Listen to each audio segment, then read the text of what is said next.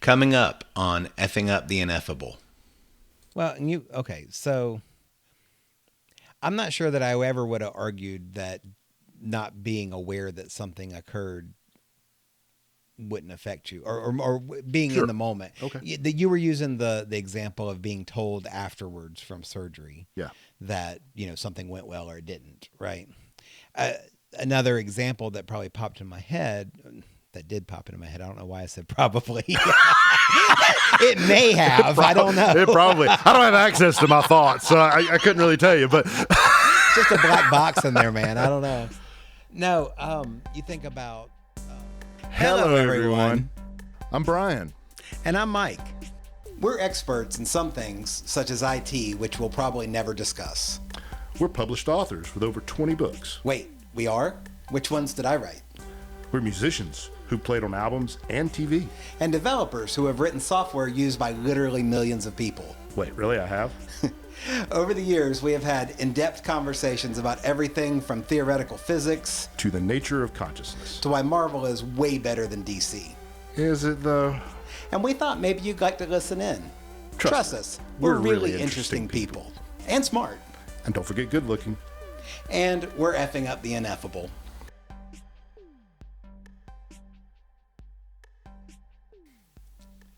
And we're back again.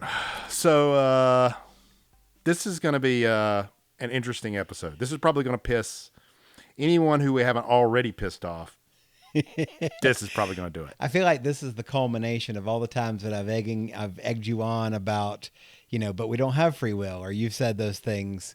So, this is the fourth part of a series where we've been kind of talking about consciousness and kind of leading up to this, right? So this is the finale, I guess you'd say, of that series. This is the grand finale. And this is the one, this is the thing actually that all of this is for. All 4 episodes were for. They're all important in their own way, I think, because they talk a little bit about what we're actually experiencing, but this is the thing that I think is life-changing. Once you see this, and I think you have to see it. I think it's experiential. You have to experience it. You can understand it. You can say, oh yeah, there's molecules and atoms in the universe, and if we're made of molecules and atoms and they follow predictable laws, then it's fairly obvious that everything is deterministic and, or at least probabilistic at worst.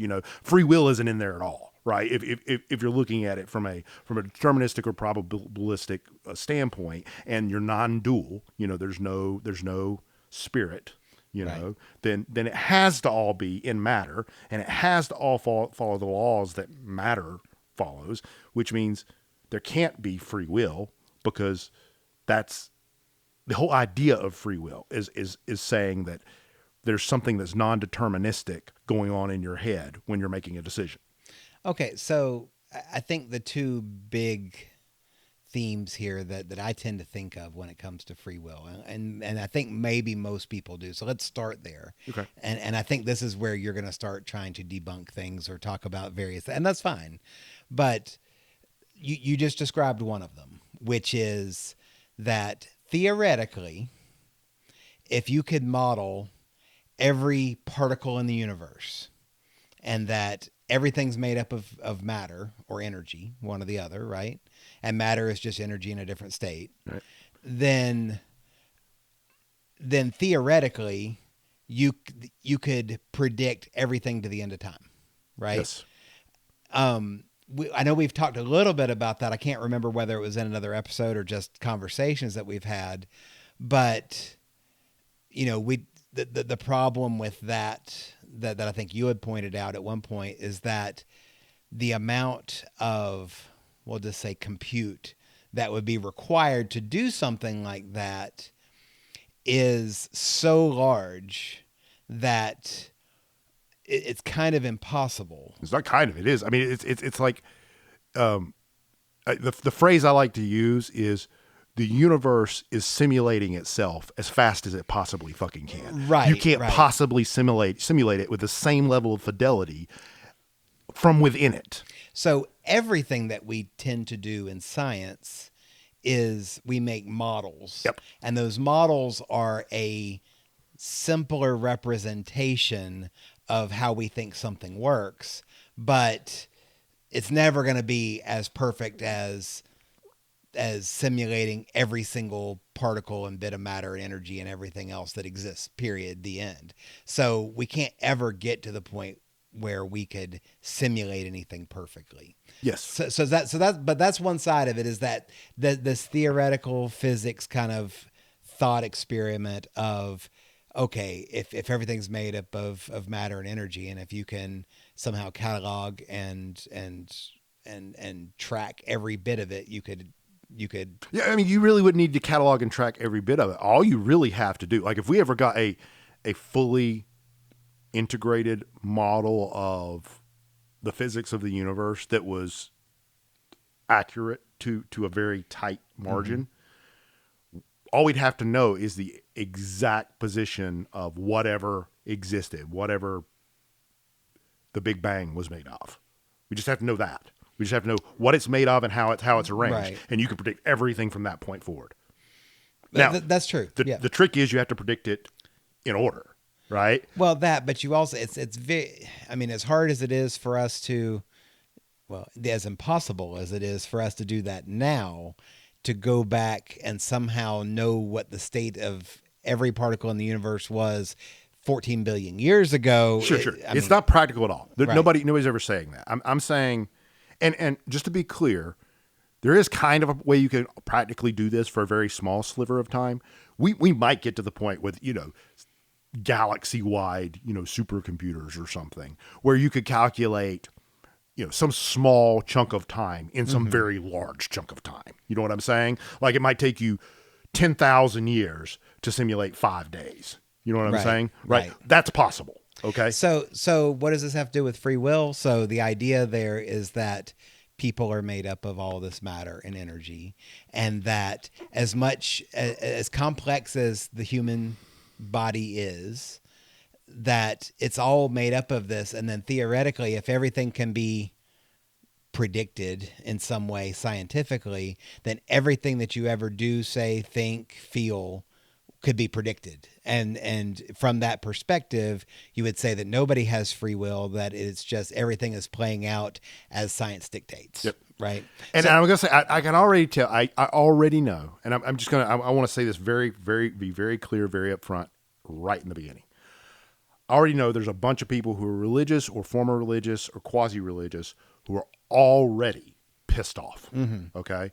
Because they're all yelling at whatever their device is right now, that, that there's a God or there's there's something. And that's what everything, you're just discounting that. That's why you don't see this. I understand. Okay. I'm not going to get in that discussion. All right. It's unnecessary, actually. If you just follow me along, if the experiments I'm going to have you do in a bit, if you'll do them and you'll do them honestly, I really think you're going to experience something that is going to at least put some of that in doubt. Yeah. Okay. So the other half of it, so that's the very scientific simulation kind of side of things. The other side of it, and the part I think that most people think about, is that it's how you feel, right? It's when you do things, do you have autonomy to do the things that you do? Do you feel like you have autonomy to do things? Well, right. And for most people, I would say that we believe our feelings, right? Yes. If we feel a certain way, then it is that way. I'm not saying that that's what, I'm certainly not putting those words in your mouth. I know you don't believe that, but I'm just saying that if I'm driving down the road and I choose to turn left onto the street, then I believe that I made a choice to turn on that street for any number of reasons. Oh, and to be completely clear, you're right. You did. I went left. You did make a choice. Okay. But the caveat to that is, what are we calling you? So you're an organism, right? If you turn left, you made the choice. Yeah. Right. As far as everything we know about the body and the universe and everything, you made nobody else could have flipped a switch in your head and told you to turn left instead of right. Right. Right. As far as we know. Okay. The thing is, that's not usually what you're calling you. The thing you usually call you is this thing that lives behind your eyes and is looking out in the world and piloting this big meat mech, right? Mm-hmm. It's not your whole body. Like, we don't even talk about it like that. We talk about it like the body is a possession, right? My body, my hands, my fingernails, like it's all one thing, but we don't view it that way because it feels so much like we're a little pilot behind the eyes, moving this big old meat mech around. That's yeah. I'm not sure if I completely agree with that though, but I mean, I'm trying to figure out how to say this. There are certainly times when, let's just say, for example, you sprain your ankle. And then suddenly things that you took for granted, just how easy it was to walk from here to the other side of the room.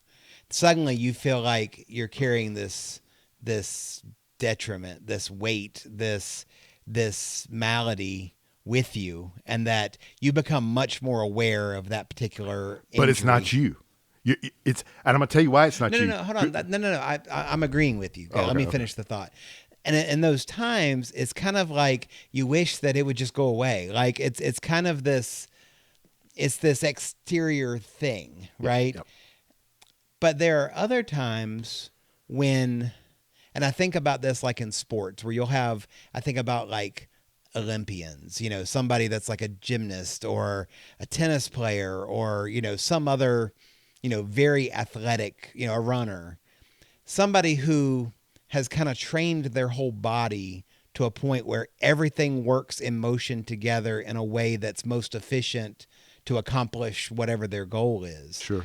And to me, in those cases, they are very one with their whole body. Yep. It's not driving a meat mech. You are actually making my point for me really well. Okay. So yes, the pain in your ankle thing, that is a body divided. Okay. Yeah. Because what you have there is you are trying to escape from you.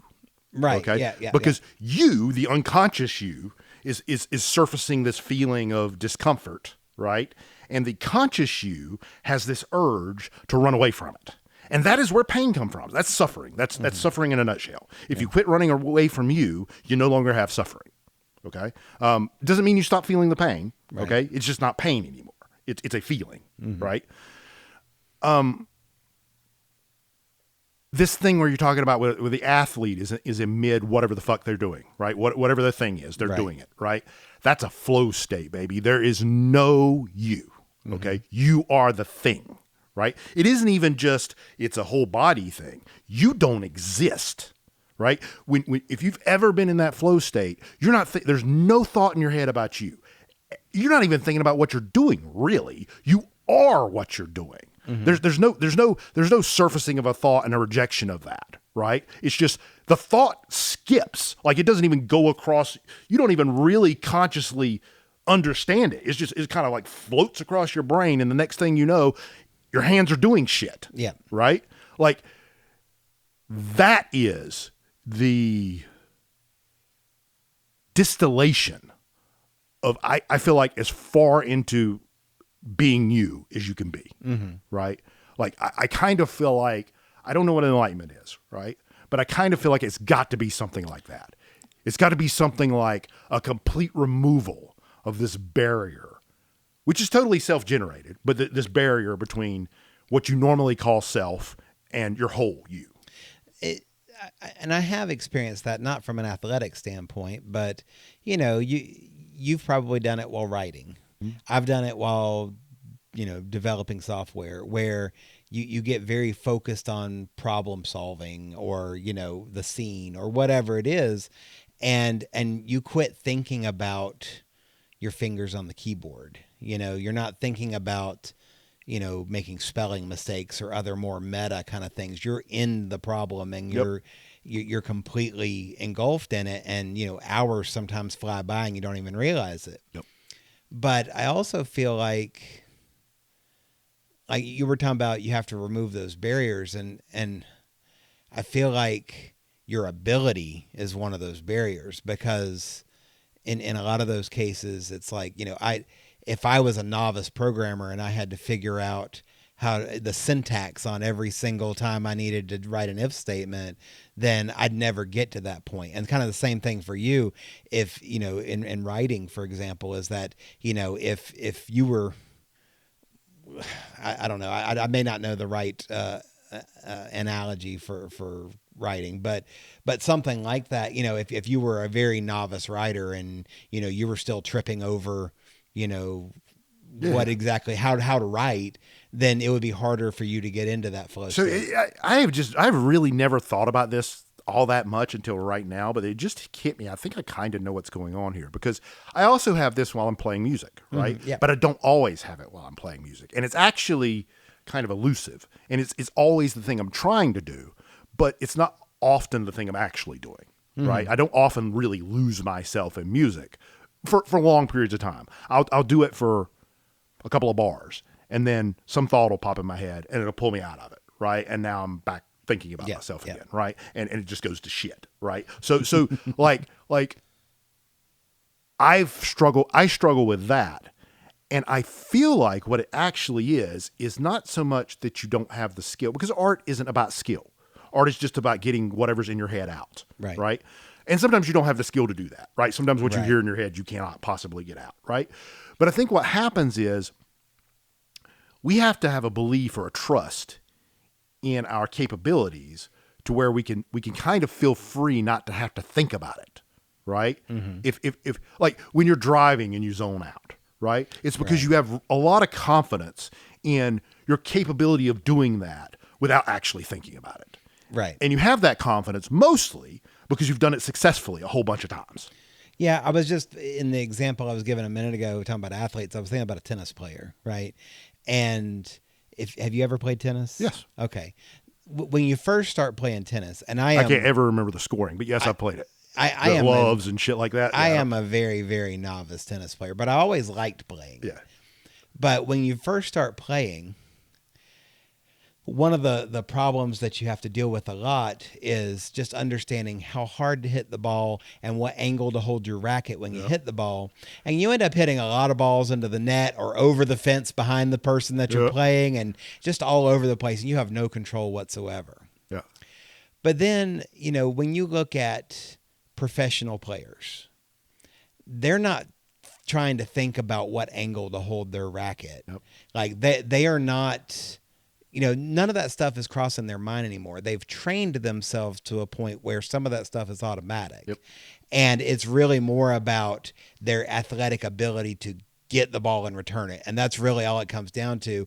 And then sometimes placement as well. If they have time to set up, they might think a little about where do I want to put the ball so that, I would argue that they probably already, I think even when I play tennis, I have an idea where I probably want the ball to go. Well, but they're also, again, they're not calculating, okay, I need to hold the racket at this. But I don't think they're doing that even when they do it, even when they do it well. I think probably professional players can place it just without thinking about it. Well, that's what I'm saying. I agree with you. Yeah. I'm just saying, like, if it was me and I'm out there playing, then you'd I'm trying to calculus and shit to try to figure out how to do it.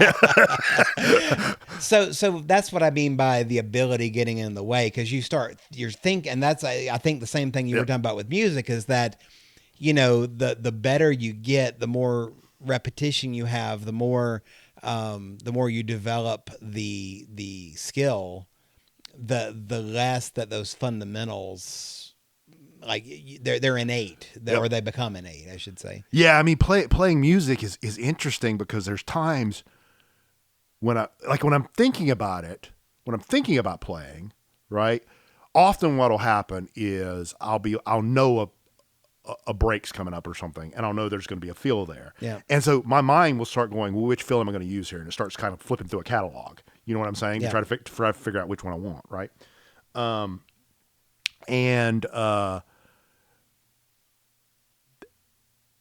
That's what's happened when I'm thinking about it. But when I'm not thinking about it, something just comes out. Like I didn't think about the thing. Right. And sometimes it's something I've played a lot. Sometimes it's a mashup of a couple of fucking things. Sometimes I surprise myself. I'm like, what the fuck was that? You know, like, and it might even derail the whole session. Like I have to stop and go, I got to figure that the fuck out, because I got to do that again, you know? Like, well, I've noticed the same thing. Like, I'm a pretty good rhythm guitar player. I'm iffy playing solos and things like that. And what I find every time I come up on a solo is that I have to think about it, though. But I mean, it's not I'm trying to figure out what to play in the moment. It's that I'm trying to remember what to play in the moment. And, you know, kind of that muscle memory or whatever. It's like, if I can get the first 3 or 4 notes of it right, the rest of it will be fine. Yep. But making sure that I start at the right place with the right notes, you know, it's like once I've, I knew somebody used to talk about, they were talking about with lyrics, but it was like, as long as they could get the first couple of words right, they'd know their whole verse. After every break, after every time a new thing starts, though, it's that. I was about to say this is when you sing, it's actually worse, because like there's times, there was a couple of songs I used to sing for my old band, and there was times when I was singing those songs. There was one time specifically when I was singing Black by Pearl Jam, right? And there's a break, and then it starts back again. And they did something different, and I didn't catch the cue, and I couldn't fucking remember what the line was. So we went through it like 3 times until Tyler like finally turned around, like looked at me like, "What the fuck, dude?" And he starts to step up to the mic, and it popped in my head, and I immediately started over again. The person I was talking about, they would like talk about how you'd see a train going by, and you'd see train cars, and then occasionally you would just see like an empty flatbed, and that's what it was like when it would just come by and you'd just see this empty train car. You go, mama. That's what you get. You get whatever you got. But anyway, so back on free will. I get what I want to get across is that this dichotomy between me and not me, right, is usually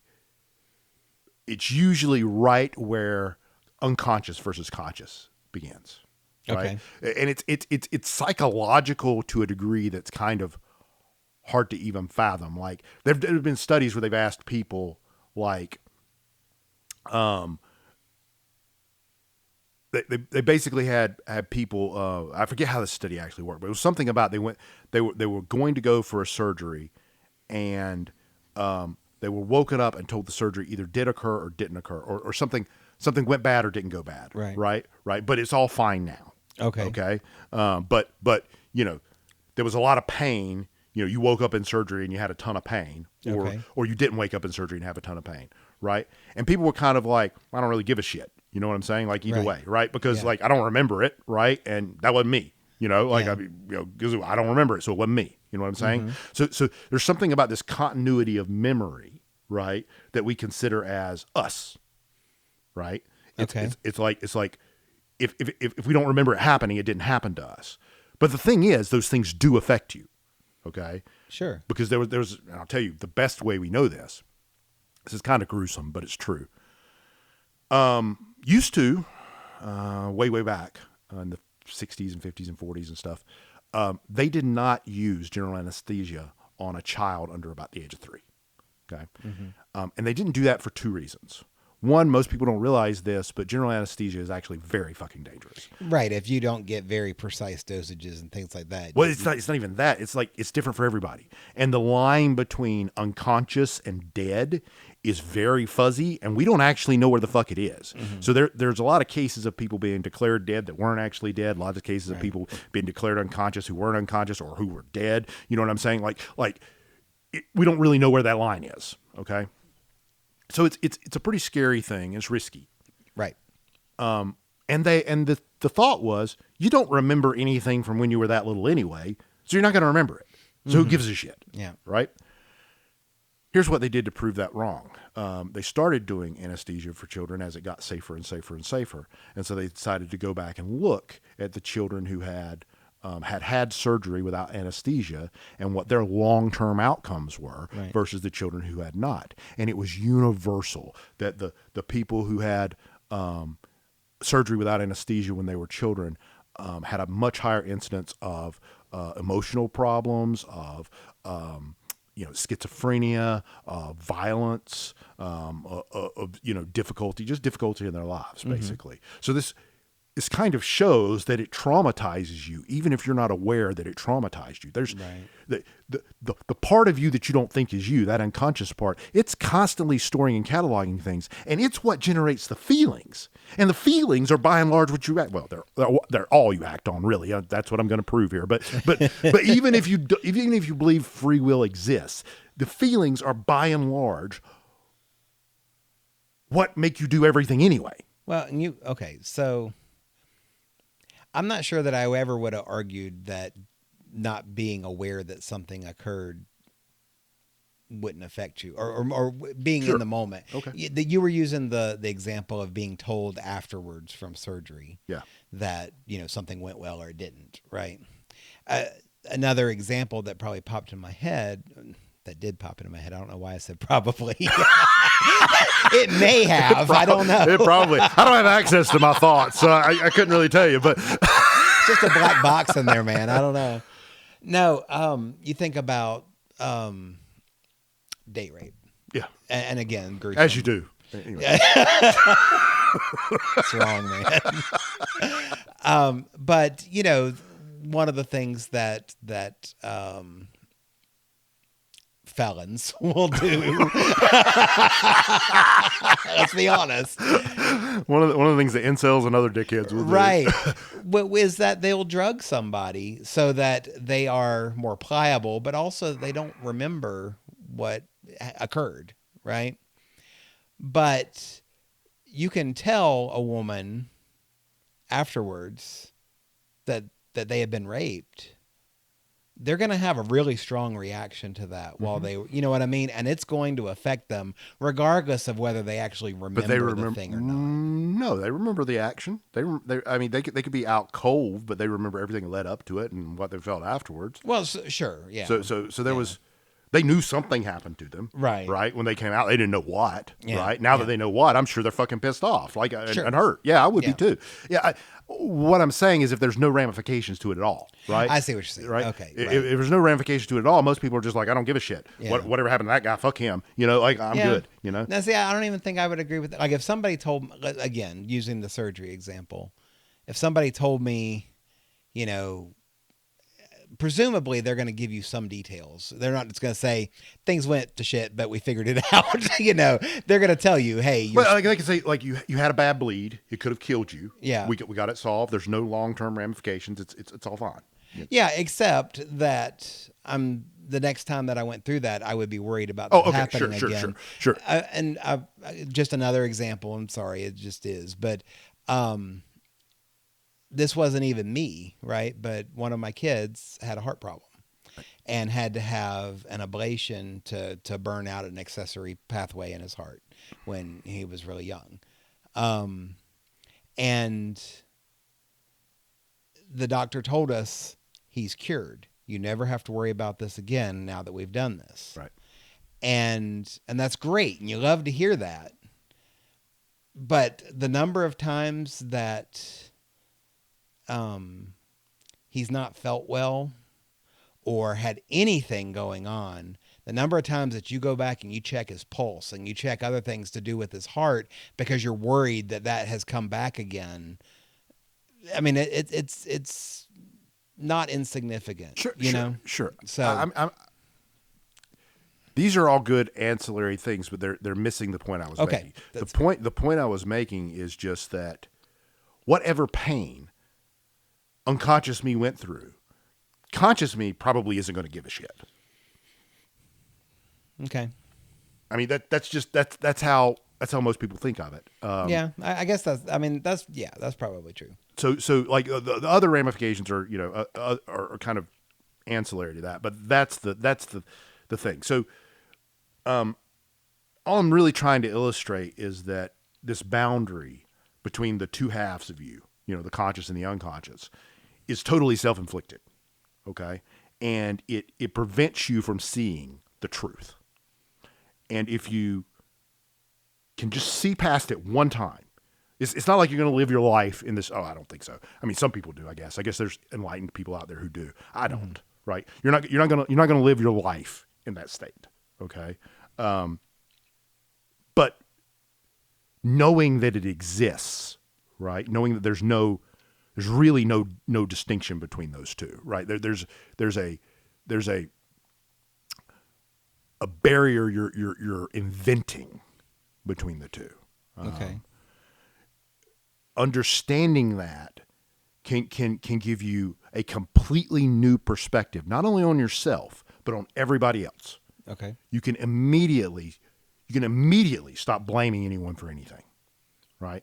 Because they couldn't have done any different. The thing most people call free will is what's called as if free will, okay? And what that means is if you went back in time, it is as if you could have chosen something different. Sure. So, Yeah, so makes you say, oh, if I could do it again, I would. No, you wouldn't. You'd have done it this exact same way, unless there was new information in the system, and then it wouldn't have been the same situation, right? Well, now I do. Yeah. Most of the time when somebody says that, though, it's because they knew the outcome. Okay, well, then you're admitting you have no free will. You see what I'm saying? Like, it's one of the two. Like, either at that time, you really, there was really some possibility of you picking the other choice, which there actually isn't. But there was a real, there's really some other possibility, or there wasn't, right? If you're saying I had to have information to actually have changed that possibility, then that's not the same situation. You don't have free will. By saying you have as if free will, you're saying if nothing changed, there was a chance me back then might have picked this other path.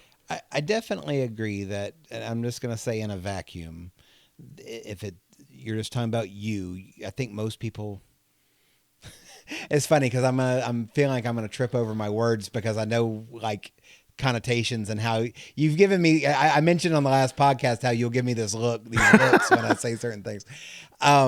No, we've all had hard decisions before, right? Where you're trying to like, I feel like there's a lot of things that we do that sometimes we know what we want to do. We know what we're going to do. We just kind of want permission to do it. You know what I mean? But then there's other times where you just don't know what the right thing to do is. That given all the information that you currently have, you are trying to make a choice. Let's just say that there's pros and cons to both, and they kind of equally weigh out, and you just don't know what the right thing to do is. And you eventually choose something, and you feel like you've deliberated over that, and you've kind of weighed the pros and the cons and tried to figure out, what made the most sense. And in a vacuum, meaning just you deciding this, then I think I agree with you that typically I'm hesitant to say 100% of the time, every single time you're always going to do the same thing, but I don't have a good rebuttal for that. Right. So this is typically where it gets. So this is why I feel like people get so angry about this, because I used to get very angry about this as well. Yeah. In fact, I've definitely shut off podcasts, and I think I've thrown my phone at least once. Let me finish that thought real quick though. Is just that I keep saying in a vacuum because you mentioned information, and sometimes we get information that will cause us to make a decision differently, sure. Right? And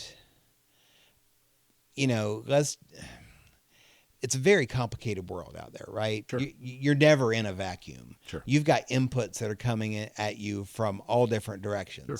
Everything from what you're watching on YouTube, hopefully us, to what the people that you care about think when they talk to you, to just the temperature in the air, yeah, and sure. just everything else, right?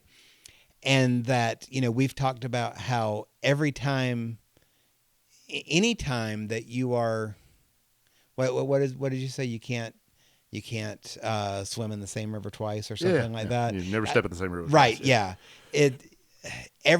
There's so many variables that affect everything that theoretically any of those could be different, and it might change the outcome or the decision or whatever it is. How is that free will?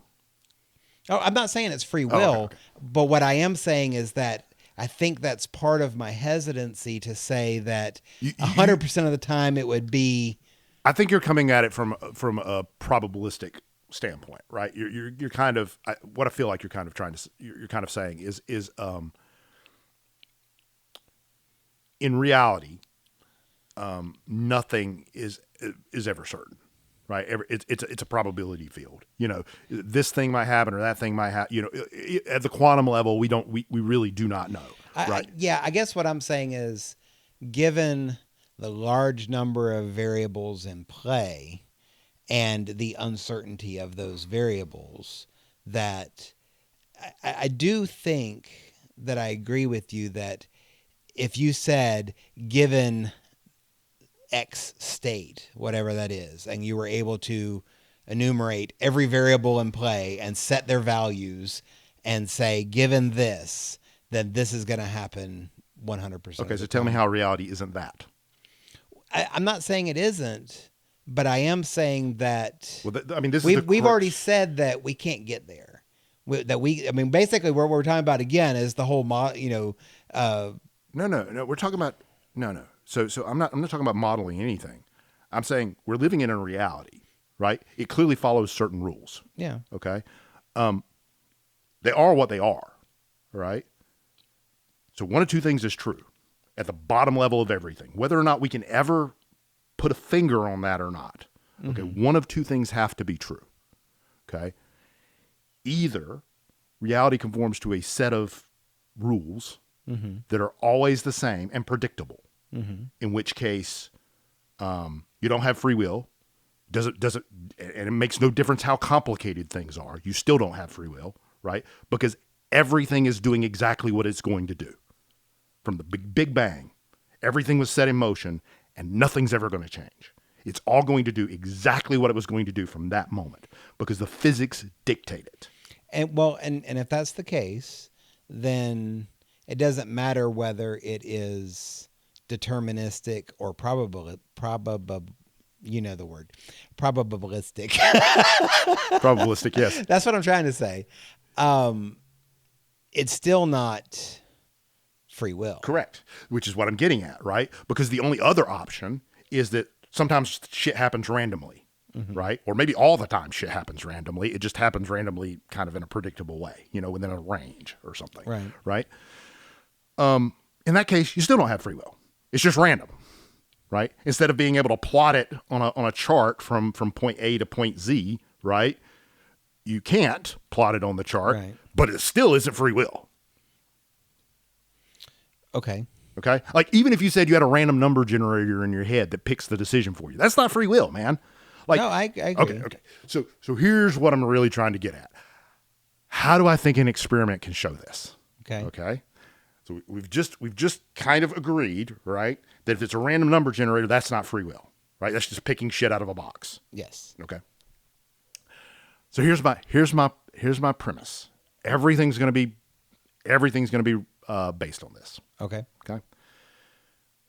My premise is you cannot externally validate anything that's going on in your head. The only information you have about what's going on in your head is what you can see in your own head. I agree with that. Yeah. Okay. If you make a decision and you are not conscious of every step you took to make that decision, it was not a conscious decision. Okay. If I tell you 2 + 2 = 4 and you do the math in your head instead of just spitting out a memorized 4, right? Then I would say that's a conscious act, right? You know how you got that answer. Okay. Yeah. Okay.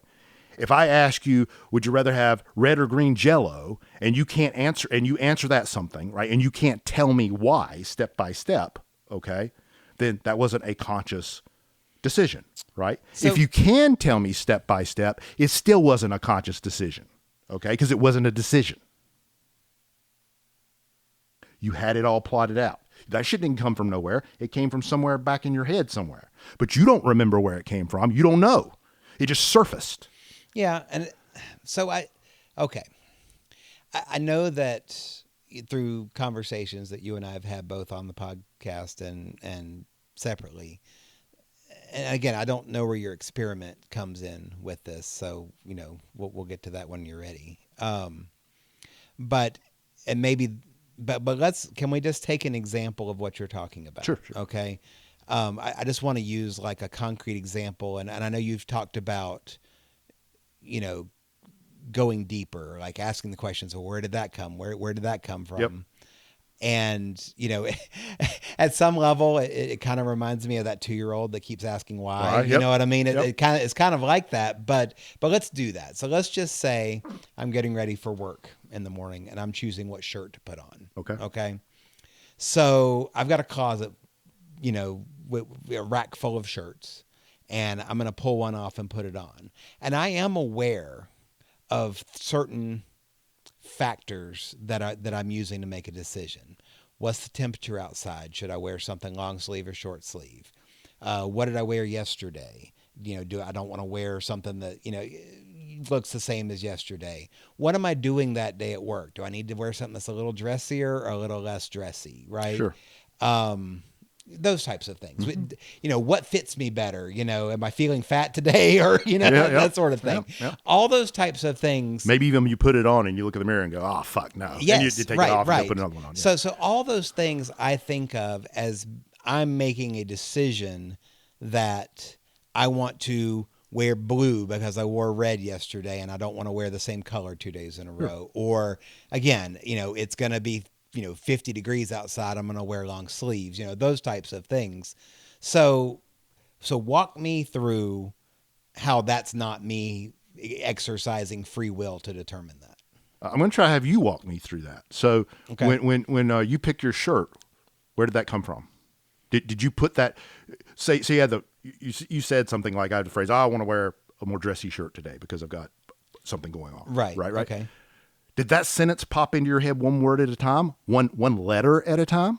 Or did it come fully formed, flying into your head from fucking nowhere? That's the question. Well, yeah, but okay, but we talked about this a little bit, I think, on another episode, that just like we were talking about this with the tennis player, where you don't have to think about what angle to hold the racket. You have formed a basis, like it's similar to. I don't think that when you are writing a book, you're not thinking about where the J key is on your keyboard while you're typing. You've gotten to a point where you don't have to think. Like you've formed foundations of your ability. And I think in that just part of language that you form, like you don't have to think letter by letter, word by word. You're saying that was a decision. Okay. You're claiming that was a decision. I'm trying to point out to you it's not a decision. I'm trying to point out to you it's a preformed. You're talking about the question I asked, not the shirt picking thing. Okay, the shirt. Let's go as deep into that as we can go. Okay. You got two shirts. You're holding them up side by side. You're looking in the mirror. I want you to imagine you're doing this right now. Okay. You're looking at two shirts in the mirror. Okay. Walk me through what's going on in your head as you're looking at these two shirts. Tell me as much detail as you can tell me how you're making your decision. Okay. Don't invent anything. No, but so I've say already... one's red, one's red, and one's yellow. Okay. And you have no particular feelings about either one of them. So that's the last thing you said is probably the hardest part of that, though. Of course, because there's always feelings. And why is that, Michael? Why are there always feelings, and what part do they play? Well, I mean, okay. So I asked for this, so let's dig down into it.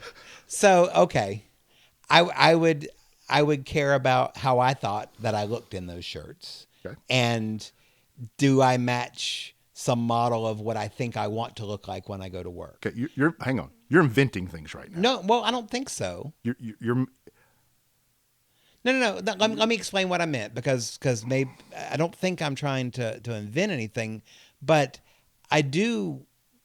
Again, let's just 2 shirts, 4 shirts, whatever. There is a way that you feel, and when you look in the mirror and you see something that fits you well versus something that doesn't. And I think you're trying to go past all that and say, okay, let's assume that all things are equal except for the color or something. And what I'm trying to say is that, like, I've never been in a situation like that. Yes, you have. You've been in a situation where there was an arbitrary choice to be made and you had to make it. Like, everybody's been in that situation. Well, yeah, but you're taking a test and you don't know the answer and it's A, B, C, D and you fucking C, right? That's what I'm talking about. Okay, sure, sure. Okay. That's where I want to start, because that's the simplest thing we can go through. No, and I kind of get that, because at some point, and it also illustrates something, though, that you're kind of walking into. Okay. Okay. So let's do the first experiment. Let's just Yeah. lay out the first experiment. Okay. I'm going to tell everybody who's listening, this is a great thing that you can also participate in. Okay. Because it doesn't matter what your answer is. It makes no fucking difference what your answer is on any of these experiments. In fact, I don't even care if you tell me, Michael. It makes no difference. All right. Okay. I'm going to ask you a question. Okay. And it's going to be a simple question, 1-word answer. All right. Mm-hmm.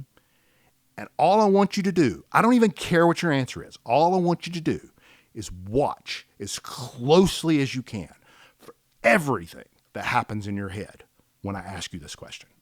Okay? Okay. Ready? Yes. Red or green? Okay. What happened in your head, Michael? Okay, so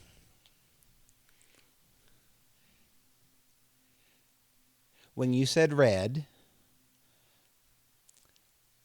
like I saw the color red in my head, and I had curiosity about what you were going to compare that to, because it became it was very apparent that you were going to ask me to choose between two things, colors. So I assumed you were going to say blue for some reason. And I felt like I was leaning towards red, but it was really because you said it first, and that was the color that I saw first, and that green was unexpected to me. Okay. Those last all pieces. Did that happen in the moment? The whole you making a logical pathway to how you make. Did that happen after? Did that happen while you're sitting here talking about it? Or did you actually see all that go on in your head? I saw red. I don't mean I was angry. I saw red, and like I said, I expected blue before you said it. Okay. And that I think I had, and I'm going to just say... You say, I think, don't hold do on, that. I'm doing the best I can, okay? I think I had kind of a negative initial reaction to you saying green because it wasn't what I expected. So, I stayed on red. You're trying to analyze it. I'm not asking you to analyze it. I'm asking you, just tell me what you saw. Nothing more. I don't want your explanation about why you think you did that or why you think this feeling came. None of that.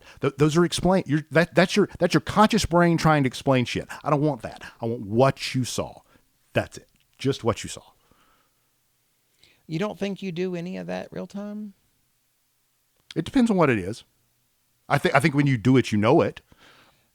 I don't think you dig for it after the fact. You don't say, I think what I was doing. You say, I know this is what happened. Like, we're gonna do a more intense example, so you can probably see this. No, and that's fine. But so like I said, you said red, and I saw the color red, and then when you said or green,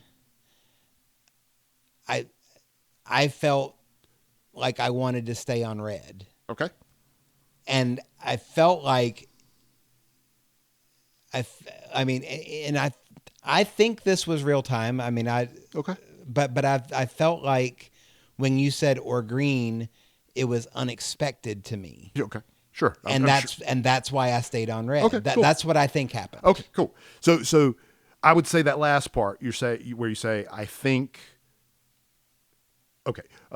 What actually happened? What I'm hearing you say is that you felt something. You felt some aversion or resistance to green when I said green, right? And then what you said is that you think that is because of this. right? That I'm interpreting that as you are trying to explain the feeling. Okay. Okay. But the explanation wasn't clear when the feeling came. The explanation came after the feeling. Is that correct? I mean, even if it's real time, even if it happened, I mean, you can only do one thing at a time. Yeah. Even if it's real time, even if it's right after it, it still came after. Is that the order? I think so. Okay. So here's the point I'm trying to make with this. Let me just make sure I've got the exact flow. Okay. Said red. You saw red. Mm-hmm. You had a positive feeling to that. I don't know that I had a positive or negative. Okay. It was you had just, a feeling. I just saw red. You said you were leaning towards it, is what you said. Before I even said the next thing, you said you were leaning. Right, but it was because that was the only option that I knew at the point. Right? Again, that's you making a rationalization. Okay, you didn't have that. Did you have that thought at the exact time? I didn't know what I was choosing between these. Right. Okay. So I couldn't really. Okay. I think what you're trying to. Here's what I'm taking from this. Maybe I'm wrong. I think what you're trying to do, because I do this too. I think everybody does. You have a feeling, right, and then you try to rationalize why you had the feeling. Okay. Okay. You say, "Oh, that's because of this. That's why I did that." Right. Right. But it may not be so. Okay. Those two things are disconnected. I will say that I agree with you that there's a lot of times that we feel a certain way or that we say or do something that later we try to put the pieces together and explain why we did that thing, but it is after the fact. Yes. I completely agree with you in that. I think a lot of times we're trying to rationalize why we made a decision. What, even in arbitrary decisions, I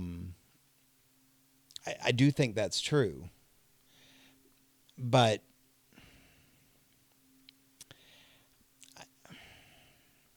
I don't think I'm at the point where I'm okay. I'm willing to say that.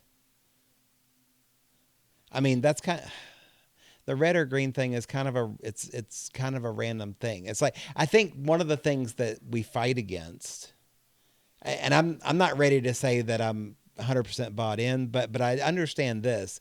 One of the things that we fight against is, I said red, but I could have just as easily said green. And I think that's what most people will do, is after the fact, they'll say, I made a decision, but I could have done something different. Right. That's a lie. And that's what I'm trying to show you. Yeah. So I'm going to skip the controversial part which is, I think you're explaining. And I'm just going to try to go through the flow. I'm going to put that in. Okay. But I'm going to put it in order. Okay. Because the order is important. Okay. Sure. I said red. You saw red. Mm-hmm. Okay. You had a thought that I feel good towards red. I think he's going to say blue, or you had an expectation for blue. Right. Okay. Yeah.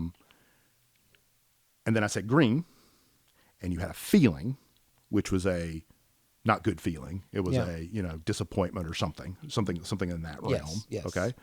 And ultimately stayed with red, I'm guessing. Yes. Okay. In all that process, okay, where was the decision? Where's the thing? Where's the time where you weighed these two things, right, and very clearly said, this one is better than that one because of all of these logical reasons that I sussed out. Well, there are no logical reasons for something like that. So again, just answer the question. Where's the decision?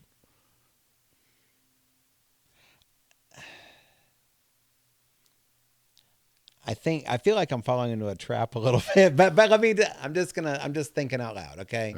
So I think most people would say that they are, I'm just making this up, but they are picking red because they like Alabama, or they're picking green because it's almost St. Patrick's Day, or whatever. Like, I think most people would give some reason. Of course they would if asked. And I do think that, again, it is kind of after the fact. They're saying that they picked that for whatever reason that is. I don't think that I did that. I don't. I do feel like it was very arbitrary. I wasn't equating them to any symbol or anything else in the moment. I wasn't, there was no feelings whatsoever really about the colors themselves. It was more, I don't think this was a decision. Okay. Good. I think that I felt negative towards the second option because it didn't meet the expectations that I had. Good. I think that's what happened in Good. my head. And I think you're dead on. Okay. I think this is why I like this example, because it's really illustrative Right. of the power of feelings over the whole narrative. Yeah. Okay, because you can see how your feelings didn't come attached with a narrative. The narrative occurred after. Right. Okay? The feeling just came. And then your conscious mind started trying to figure out, why the fuck do I feel this? Right. Right? Yeah. Right? Which it doesn't know. Okay? It's unknowable. Right. Your feelings don't have metadata to them. They just come. Okay? So let's keep that. Okay. And now let's do one a little bit more involved. All right. Now this time with more oomph. Yes. Got it. So, and I want to state this for the record. You are a great sport about this, because this is a hard ass thing to do. If people don't know this, it's a hard ass thing to do just between two people. Yeah. It's a hard ass thing to do, especially when you're, it's going to be broadcast, right? Sure. That's even worse. But it's hard because this is something we're kind of naturally resistant to, Well, and we've talked enough about a lot of these things that, I think it is really important to be introspective and like to be honest about it, to actually look at who you are. We've talked a lot about this, not just in this series, but Right. everything from habits to, what are the things that we think are fun or whatever, ultimately, I think we would be a better human race if we spent more time being introspective. Totally agree. So I mean, you said I was a good sport about it. I just want to be honest, and I'm going to tell you if I don't see something or disagree. But Sure. at the same time, I'm willing to question my own thought processes and things like that, because I mean, ultimately, I think this is good for anybody. Yeah, I just mean, like, I know how this, I know this is a little bit of the, like, therapist chair, or like you said, like a 2 or 3 year old asking why all the time. But, you say something and I immediately come back with, but why is that? Like, how does that make you feel? Right. So it's, but that is the game, right? That you have to dig as deep as you can go, and you're going to reach a limit. And that's the other part I want you to see, is that there's a limit to how deep you can go. Okay, and is that the point of the next experiment? Because I have a question about that, but maybe I should save it until. No. The next experiment is not about that at all. It's just a more complicated decision, so you have more processes. Well,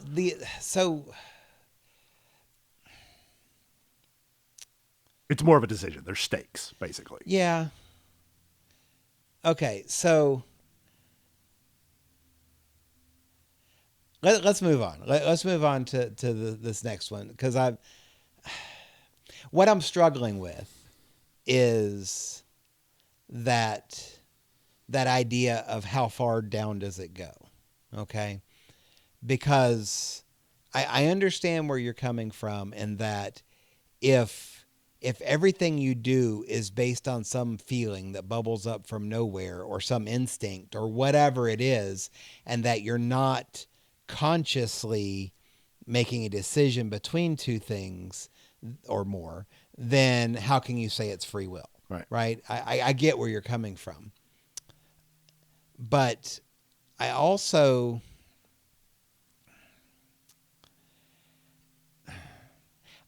I'm not sure that I can get to a point where I can say that the only thing that is contributing to my decision making are those things that are bubbling up out of nowhere. What else could possibly be contributing? Well, I mean, it could be other internal factors, like, if I have spent time researching something. How are you going to be made aware of that? What do you mean? How are you going to be made aware of that you spent a bunch of time researching I'm going to something? remember it. And how is that going to present itself? What do you mean? How is that going to present itself? Like, how are you going to remember it? What happens when you remember something? What I'm getting at is it's all thoughts bubbling up in your fucking head. It doesn't matter what it is. I understand. I understand it's all thoughts. I'm not, but okay. Let's move on to the next experiment, because you said there's more decision or more thoughts around this. So let's talk about that. Yeah. Okay. Yeah. I didn't mean to be harsh. I'm not taking it harsh. I'm just that what immediately comes to mind are more anecdotes where I get more complicated, and I thought maybe the experiment would. Well, no. I think this is. I think this particular point you're trying to make is atomic. It doesn't matter how complicated the situation is or anything. The only thing you're sure of is what's going on in your consciousness right now. Right. Right. So nothing can be more complicated than that. So, okay. Let me just go into this. Okay. So we talked about the shirts, and that was a little bit more complicated than red or green. Right. But I'll walk you through something that I literally did once upon a time. I wanted to get a new car. Okay. I built a spreadsheet, and I put columns on that spreadsheet of all the things that I cared about for a new car. And then I went through and, using various tools and filters and other things on all the different car sites, did a lot of research about, what are the cars that kind of fit the parameters of what I was looking for, and came up with 5 or 6 cars. Sure. And then, filled out all the different columns of, various things, their gas mileage and their, the horsepower and all the other things that mattered for the car. And then I went through and put together kind of a weighting system for each of those columns, how much I thought that they mattered, how practical was it versus how fun was it, all those types of things. Right. And as I did that, I came up with a ranking. And then I wanted to go and take the top 3 or 4 and test drive them and see how I liked them when I test drove them.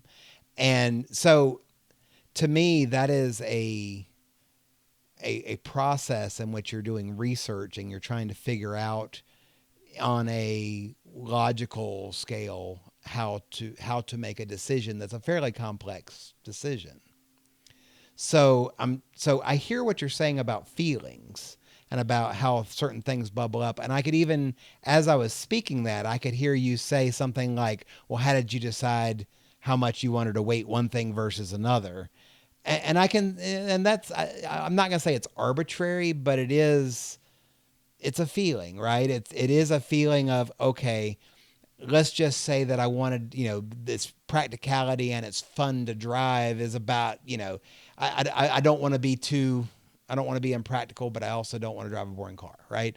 So I can see that a little bit, but, and I can see how some of those feelings are contributing to the decision, but it's not like I just looked at 10 pictures of cars on a page and just said, oh, that one feels best. Like I literally did, days of research. Where did okay, so this is risky, okay, because this is a very old thing, okay? You're not going to be able to tell me what was going through your head at the time. Right. All right? Yeah. You're going to have to kind of imagine it. Sure, yeah. Okay? But I'm going to tell you, in that whole thing, I'm thinking the whole time the decision was made at the very end.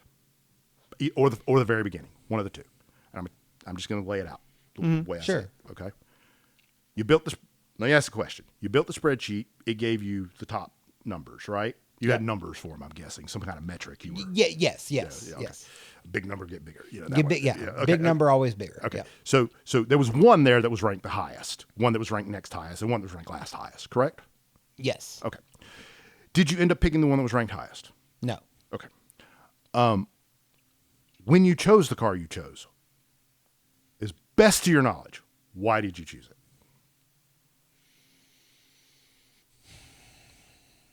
Okay. So let me just. And I'm going to throw out your spreadsheet because it didn't fucking matter. If it mattered, you would have picked the first fucking car. What mattered is how you felt after driving all three of those cars. No. Or whatever it is you made your decision on, but it wasn't fucking spreadsheet. Because if it was the spreadsheet, you would have made it before you ever saw the car. Okay. I know me sitting here thinking doesn't make the best audio, so but so I'm just trying to think through it. Yeah, of so I'll just say, so this was 2016 that I'm talking about. So you're right. This is 10 years ago we're talking about. So I'm doing my best to look back on that. But I ended up buying a 2015 Mercedes CLA 250 bright red. Okay. And we know the answer to the red or green question. Yeah, good point. I didn't think about that.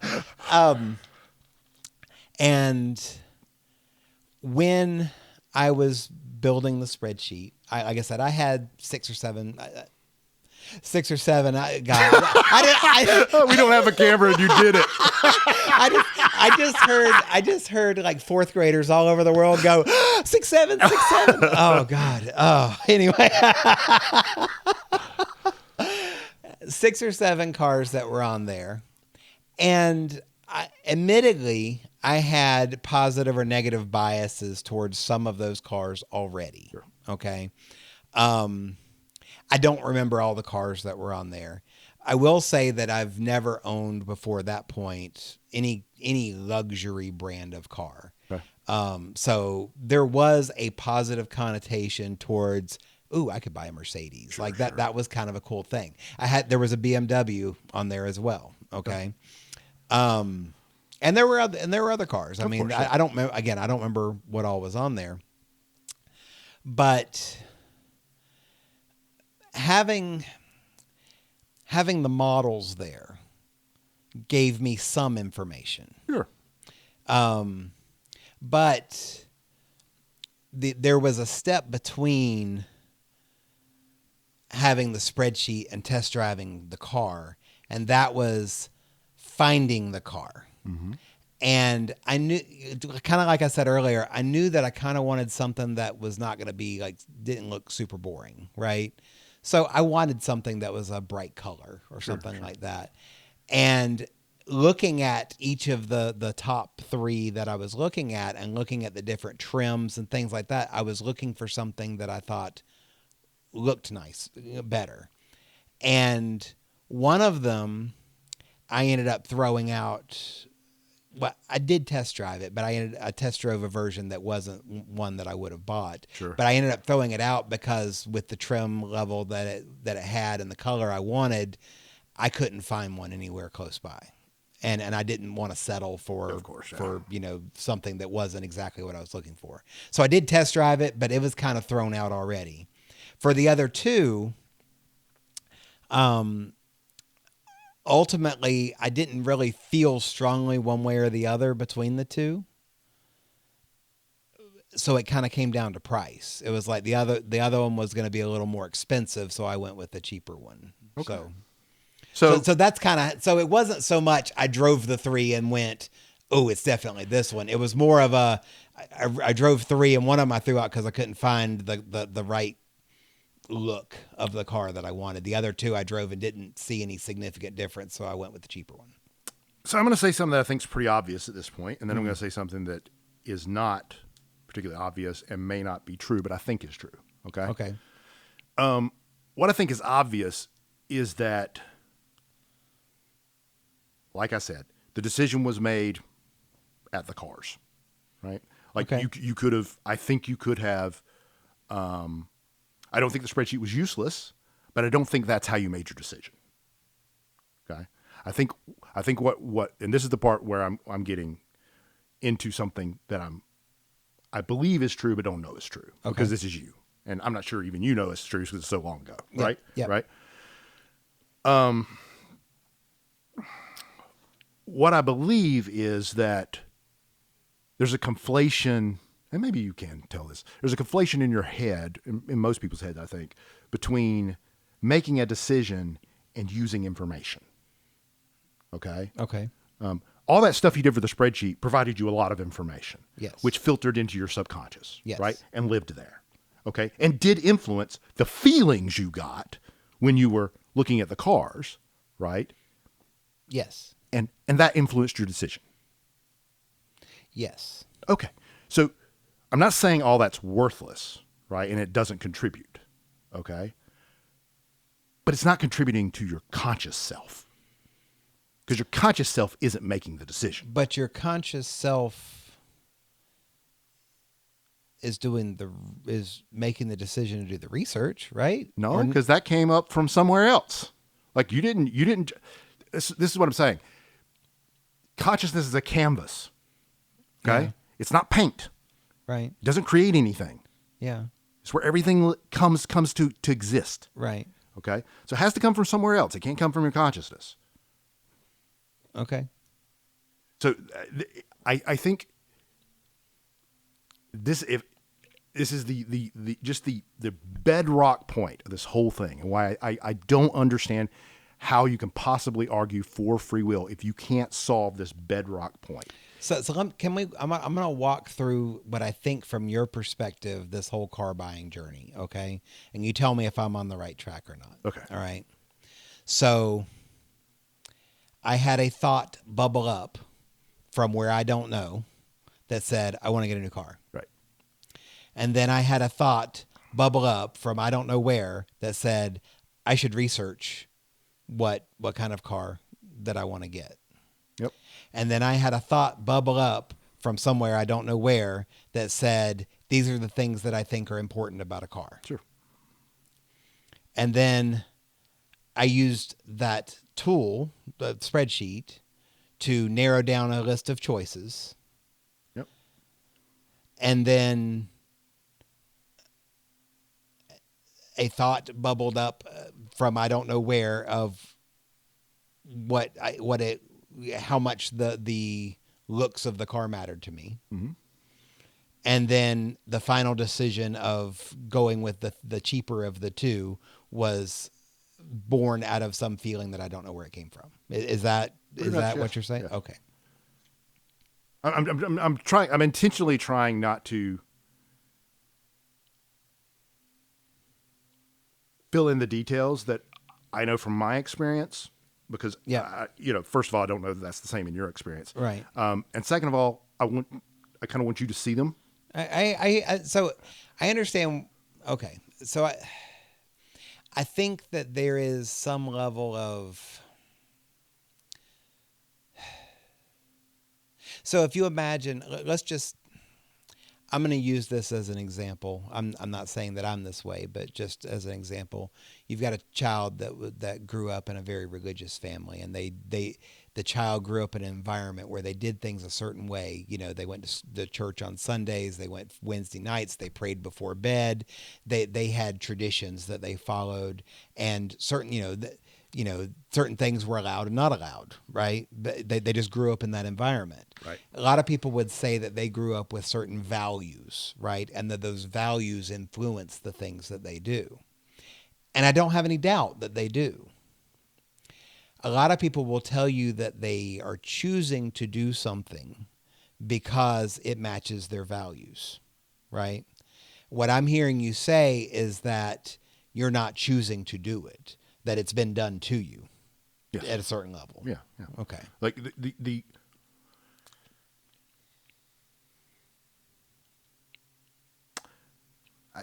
I can't go into this any further without spoiling it a little.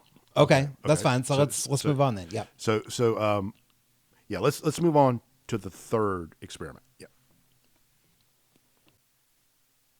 So actually it's the second experiment, because we haven't done the second one yet. Right. We still haven't done the second one. So let's do the second experiment. I don't know if we're going to do the third experiment. We'll see. Now, to be completely transparent, that first experiment I've done with a fair number of people. Yeah. Okay. Sometimes it goes well, sometimes it doesn't. Yeah. A lot of times it kind of devolves into what we've seen here, where it's like, okay, yeah, I didn't really make much of a decision, but there wasn't really a decision to be made. Sure. Right. Yeah. So which is true. I'm just trying. I'm just trying to illustrate that that's everything. So, so the second experiment is a little more. There's stakes to it. Okay. Okay. So it's the same thing though. I don't care what the answer is. Uh-huh. All I want you to do is watch as close as you can as what happens in your head, and don't invent anything. Just try to watch it. Mm-hmm. Okay. So here's the question. One of the two of your cats is going to get cancer. Which one?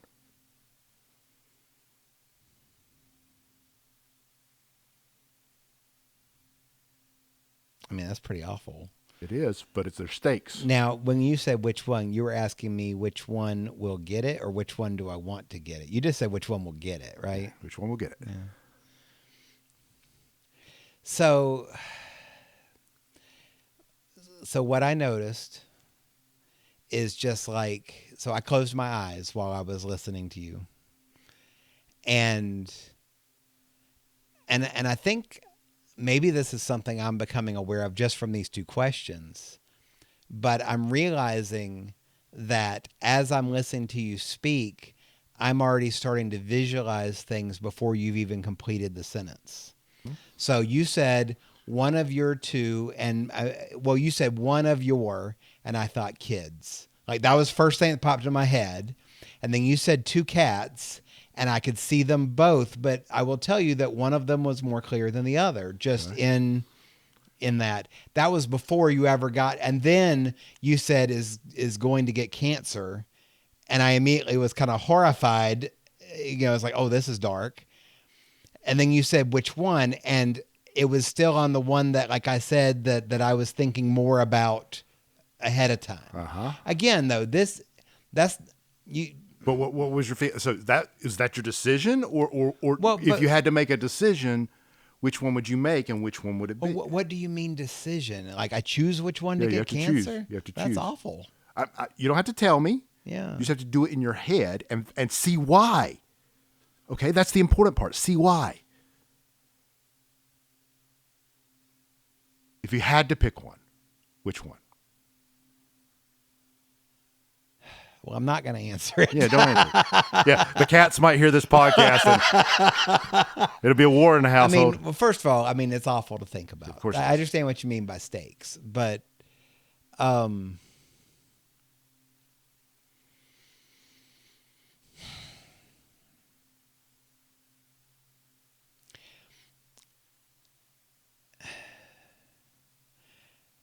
gonna try to. Sorry for all the silence. I'm gonna try to answer your question with a question a little bit. Okay. Because I'm trying to determine whether it's like, so I tried to describe to you as best as I could what was going through my head. Yeah. I think you did a great job right up to the decision point. Well, but that's the thing. It was Well, you didn't know that you needed to choose, so that's why I presumed. Well, right. But I would probably, I mean, but don't probably. It's awful to say, but I would probably not pick the one that was foremost in my mind. Okay, why? Don't invent something. Just no, tell me what you felt. And that's the hard part. Yeah. Because I'm finding myself. I mean, what did you experience at the time? If I have to be honest, you do. That's the whole point. I mean, if I have to be honest, it's probably because there's one of them I like a little bit more than the other. Okay. Again, you said probably. That's what did you feel? Well, that's like in the moment, I'm not sure that I felt much of anything. You said you felt horrified, right? Well, I'm horrified at my cat's getting cancer, sure. Which cat was getting cancer? I was thinking of it as like plural, like this again before you. Oh, okay. You know, I'm not sure that it was.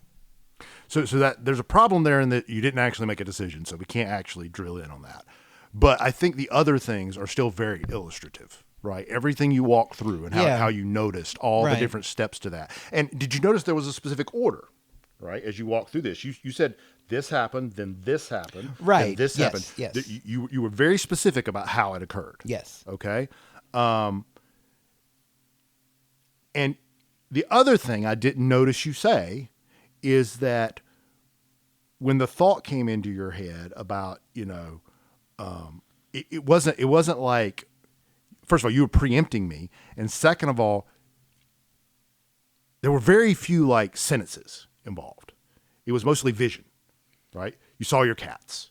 Yes. You saw your kids, right? Yes. You had a feeling, right? Yes. Right? Those are most of what happened, right? And then you generated some fucking words that made those things make sense. Okay. Yeah. Okay. That I think is very important to realize, right? Is that the words come after, right? All that other stuff happens first. Yes. Yeah, I would agree with that. And I would agree that. Okay. I think that there are a lot of people that will speak without thinking. And that means something a little different than the context we're using here. But I would say that most people, if they're putting any thought into their words, then they're going to see it in their head first as some more symbolic concept, whatever that is. And then they're going to try to figure out how to describe it. Right? I mean, maybe that's not my experience. But I don't want to tell you what my experience is yet. Okay. Again, I don't want to derail this if we can. I don't know. Well, maybe it's time to do it because I don't know that this third experiment is going to work out, and I don't have a second experiment. Because the second experiment was what I had, and we didn't make a decision. So, I guess I could generate another one if you wanted to try that again. Well, I guess I'm not sure that you're considering this valid, but it's like I said that. Well, no, I think so. Let me. When I told you that I saw, like my two cats in my mind, right, that one of them was more prominent. Sure. And I I'm not certain if I can tell you whether one of them popped up in my head first before the other, and that's why I think that, or one of them was just like bigger. And not that the cat is bigger, clearer, but exactly. Yeah. But somehow it was more prominent, and that, without going into why I think that is, when you said I have to choose, I mean, I kind of already had thought that a little bit because I didn't understand the question when you asked it. I didn't understand whether you were asking me whether there, because when you said which one gets cancer, it's like, okay, my first thought was, is there some behavior of theirs that leads to them getting cancer? You know what I mean? Versus me choosing. Oh, I see what you're saying. Yeah. So, but then when you clarified that, I mean, I think that the one that was a little more prominent in my head, again, this is trying to explain it, and it's, Sure. I'm not sure whether that makes it invalid, but it is. I mean, I like both my cats, but there is one that I probably like a little more than the other, and I would never say that about kids, by the way. Even if it's true. No comment. I mean, I'm a parent of 3. I know it's true. Yeah. So. But I will say that the one that was least prominent when I said that is probably the one that I would choose. Right. So I mean, I don't know. I think that perfectly illustrates. I don't think you've. It doesn't sound to me like you've seen it completely yet, but you're getting there. Yeah. You're seeing the underlying pieces, right? And this is kind of the thing I really want to get to, because it's like, I'll tell you what I see in my mind. I'll just go ahead and tell you what I see in my mind in this kind of situation, because you were talking about when you're talking and you're trying to figure out what to say next. I'm be honest. Most of the time, I'm not deliberating on what I'm going to say. I'm just saying it. But sometimes I do deliberate. like right now when I'm pausing, right? I'm deliberating. But it's not like I'm putting sentences together. Okay. What's going on in my head is I have a feeling of effort. Okay. Okay. It feels like something's working. Okay. Feels like I'm thinking. And it's not like I get this visual, but it kind of feels like there's a Wheel of Fortune thing that's getting spun, and I'm just watching the different phrases kind of flip through it, and I'm having feelings as they're going by. It's like these phrases are popping into my head, and there's feelings about them. Okay? And if the feeling is good, I'll stick on the phrase. But if it's not, I go to the next one. So I never feel that way speaking, but I feel that way a lot when writing. Interesting. And I don't know what the difference is exactly there. Maybe it's because it's easier to go back and change it when you've written it versus unspeaking it, you know? Or it may just be that you're not paying attention when you're speaking, and you are paying attention when you're writing. Right? Try to pay attention a little bit more when you're speaking, and see if you can see it. Yeah. I mean, here's one thing I do know about this. I don't know that there's a bottom. I think there is. I think your subconscious is really a black box that you can't ever get access to. Okay, that's what I think. Yeah. All right, but I'm not very far into this myself. Okay, like I'm a baby compared to some of these Buddhists who've been fucking doing silent retreats for 40 fucking years. You know what I'm saying? I don't know anything. So, I can't say with clarity, with certainty, that there's no bottom. Right. To me, there's a there's a level I can't go past. Okay. Yeah. But that level has changed. Okay. And this is one of the reasons why I keep calling people unconscious. When I see people do things that are just unconscious, like just cutting somebody off without even thinking about it. Right. Just not looking. Right. They're just unconscious. They're not paying any fucking attention. Right. The things are still happening in your head, but you have to learn to notice them. Okay? Until you learn to notice them, they've been happening since you were a tadpole, man. Right. Like you've got a habit for not noticing them. You have to start trying to notice them. Sure. And when you start trying to notice them, you start noticing more of them. And when it gets to the point where you start noticing certain things with real close regularity, you can then start noticing that there are things under those things that make those things happen. So, okay. So you were talking about like thinking about forming your words. Okay. So this is just an anecdote, but there's a lady that I used to work with. We were friends. I say were not because we're not friends anymore, but we don't work together anymore and I hadn't seen her in a while. But we were working on a project together where I was a project manager and she was a member of the project team. So she didn't report to me, but it was a little bit of a, like a power dynamic kind of thing, right? Okay. If that makes any sense. Sure. I was probably somewhat of an authority figure to her. And she had a very distinctive Southern twang and would use a lot of what I would consider very Southern kind of phrases and things like that. And one of the things that she would say a lot, sometimes, she'd say it twice in the same sentence. She was very demonstrative and she could say, well, I can flat tell you, blah, blah, blah, whatever it is. And she would use that phrase a lot.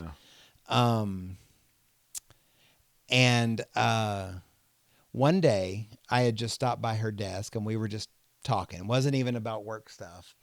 And she said that, and I pointed it out kind of joking, but I pointed it out that she said that a lot. I don't even remember exactly how I said it. But from that point forward, I never heard her say it again. And I wondered at the time if I had hurt her feelings or something like that. And maybe I did. I don't know. I mean, I wasn't criticizing her or anything. It was just, she's just, a Southern girl. And I don't know, just said something about it. But, one thing, maybe she was a little bit self-conscious about it anyway. And two, like I said, I was in a little bit of a power dynamic. So if she hears somebody that's in a little more of authority that, is even, as a friend picking on what she's saying a little bit, it may have affected what she did. But that being said, looking at it in this context now, she may have been unconscious and that was just something that she said. And it was just one of those things that came up, came up a lot and she didn't even think about it. Yep. But obviously she thought about it afterwards and crafted what she was going to say differently, whether that was all the time or just when she was around me or what. Right. So, I mean, obviously she was making a decision, right? To not say that. I know. I mean, you never make a decision. Like she felt a feeling. Yeah. A thought surfaced. She did it. But, okay, but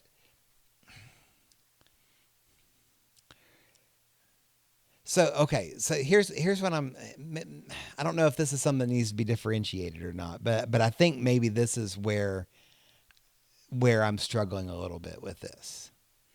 I understand what you're saying about, okay, maybe she made, I'm sorry, I've stopped myself where I said a decision. Maybe she had a thought bubble up that, ooh, it didn't feel good when he said that about what I said, so I'm not going to say that anymore. Yeah. But then every time when she's speaking and she decides not to say that phrase, though, isn't that still her deciding not to say that phrase? I'm going to do something right now I never expected I would do, because we've been talking offline. I've been using Claude Code a lot, so I am much more in tune with AI now than I I know. I feel like we need to do a third AI episode now. You want our flip flop again? No. So what you just said to me reminded me so much of what you do to Claude if we're working with Claude, right? If you're working with Claude and Claude does some shit you don't want him to do, right, you say, "Hey, Claude, don't ever fucking do that again." Okay, yeah. It was awful. It ruined my shit, and you need to do it differently. This is the way you need to do it, right? Be nice to it, but like I mean, it doesn't matter really, but be nice to it just in case it does. Yeah. You don't want to be the first name on that list when the apocalypse comes. Right. It's like you want a robot overlord stuff. You want to be the pet, not the compost, not the pest. Yeah. Anyway. But that is so analogous to what I think's happening. Like literally, she had a feeling, a thought surface that says, "I'm not going to do that anymore." That had an emotional connection. You understand? That emotional connection builds memories, man. That's the fastest way you can build memories is strong emotions. Yeah. So that emotional connection grooves a fucking path in her brain, builds a memory, and now her subconscious knows, just like Claude knows, now her subconscious knows, don't fucking do that no more, right? Yeah. And most of the time, the thoughts that will be surfaced will not have that phrase in it anymore. Not all the time. It's going to fuck up occasionally, right? Yeah. But most of the time. Okay, that's what I think is happening in that case. I don't think there's ever a decision. What happens is when the words surface up, they no longer have that in them. If they do, probably she gets a burst of adrenaline, and she's like, "Oh, why have that?" And a thought surfaces. You're not supposed to use that word, and she doesn't say it before she starts to say it. Because I've had that happen to me. Like I'm about to say, like about to cuss in front of somebody who's very important. As much as I say it. But I have this. That is a real experience to me that I have a lot of times, because as anyone who's listened to this knows, I like to cuss, right? It's just a part of my vocabulary. Is that true? It's true. It's how I speak, right? Right. And to me, they're just words. They don't have there's nothing intrinsically judgmental about them. Right. Okay. But I know to other people that is not the case. And I work in IT in a a professional position where I interact with C-level people. I can't be talking to our CIO and go, "Well, the motherfucking server won't boot, so I got to kick that bitch in the cunt and get it running." Like that ain't gonna work. You know what I'm saying? So I have cases where I'm pissed off about something. I go, this machine, you know what I'm saying? Yeah. But it's a feeling. It's a strong feeling. But it's my subconscious going, whoa, pal, stop. Right. You know what I'm saying? Yep. So that's what I'm saying. There's no decision in this at all. It's all just feelings that pop up that you're either aware of or you're not. Okay. But at no point are you choosing anything. Okay. Even when you think you are, right? Look at it very closely. Anytime you have a decision, try to just lodge this in your head so it goes back like Claude and tells your subconscious to fucking do this, okay? When you're making a decision, watch it. Just watch it.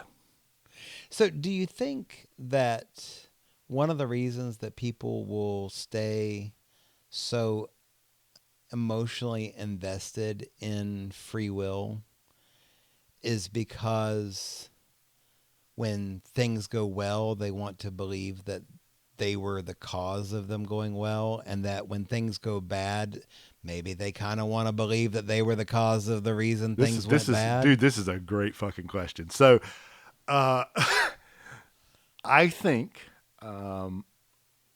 free will is almost always, people who react strongly to it almost always do that because of ego.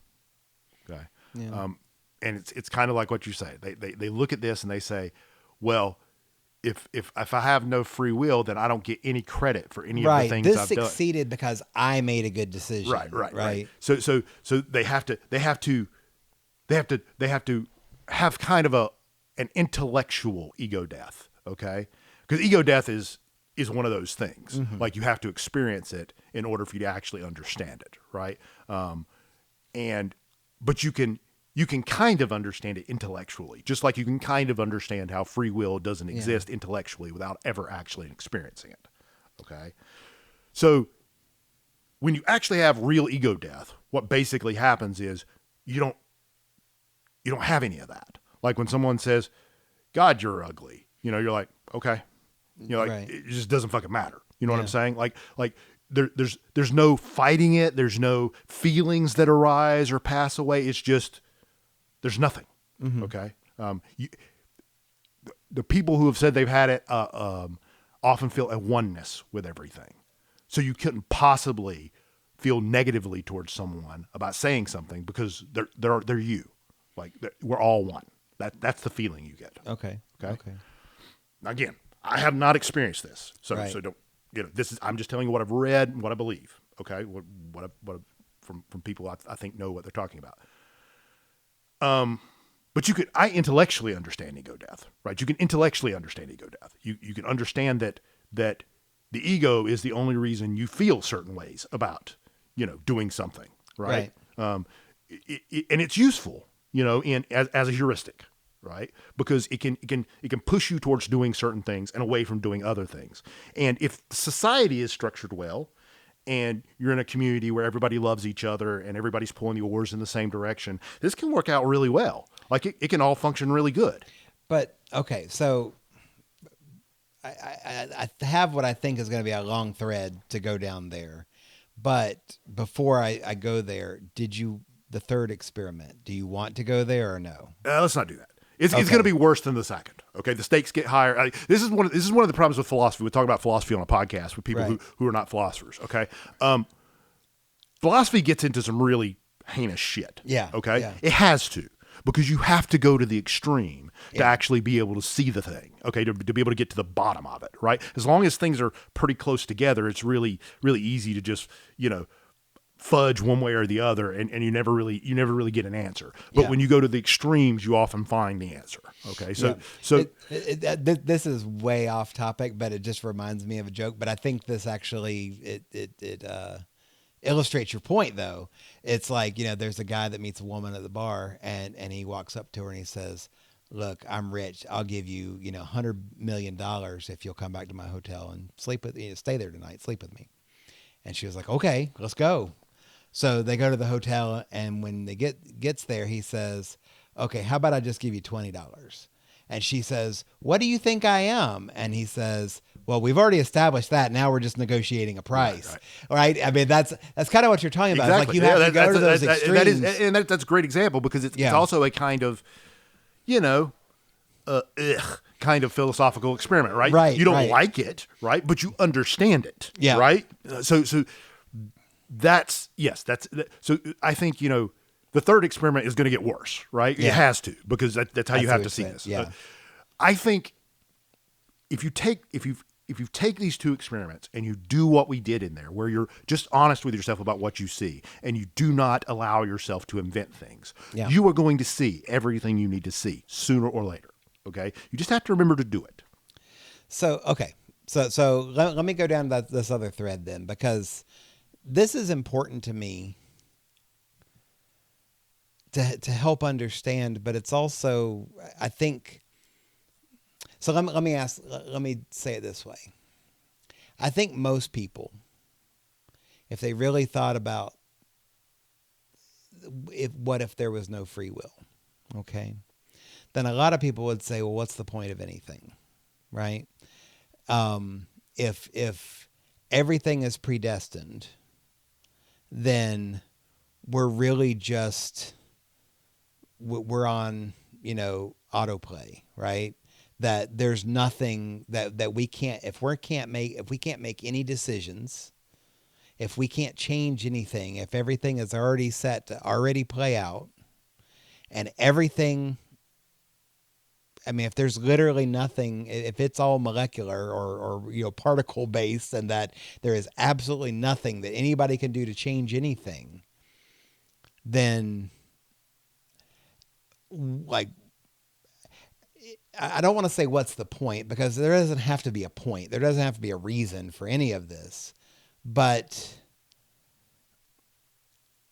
why talk about it? Why, something you said a minute ago was, you were talking about people would feel more at one with their communities or all over, but presumably that was already going to happen, right? So, because it was predestined, it was already. I mean, yes, to some degree, sure. Wait, what do you mean to some degree? I mean, either all of it was predestined, or none of it was, right? You're absolutely correct. Okay, I'm saying the things I was always gonna say, right, and I'm never gonna say anything different, right? And if I had right in front of me right now a list of what I was going to do 10 years from now, right? And then my memory was wiped, right? 10 years from now, I would do that, right?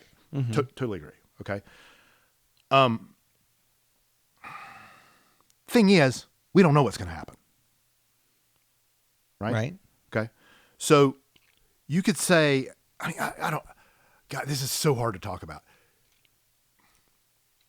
Well, I guess what I'm trying to say is that a lot of what we talked about is ways of looking at things. Right. You've talked about meditation. We've talked about, we talked about consciousness and trying to understand, what is, understanding what just today, what is, actually bubbling up from our subconscious and what's not.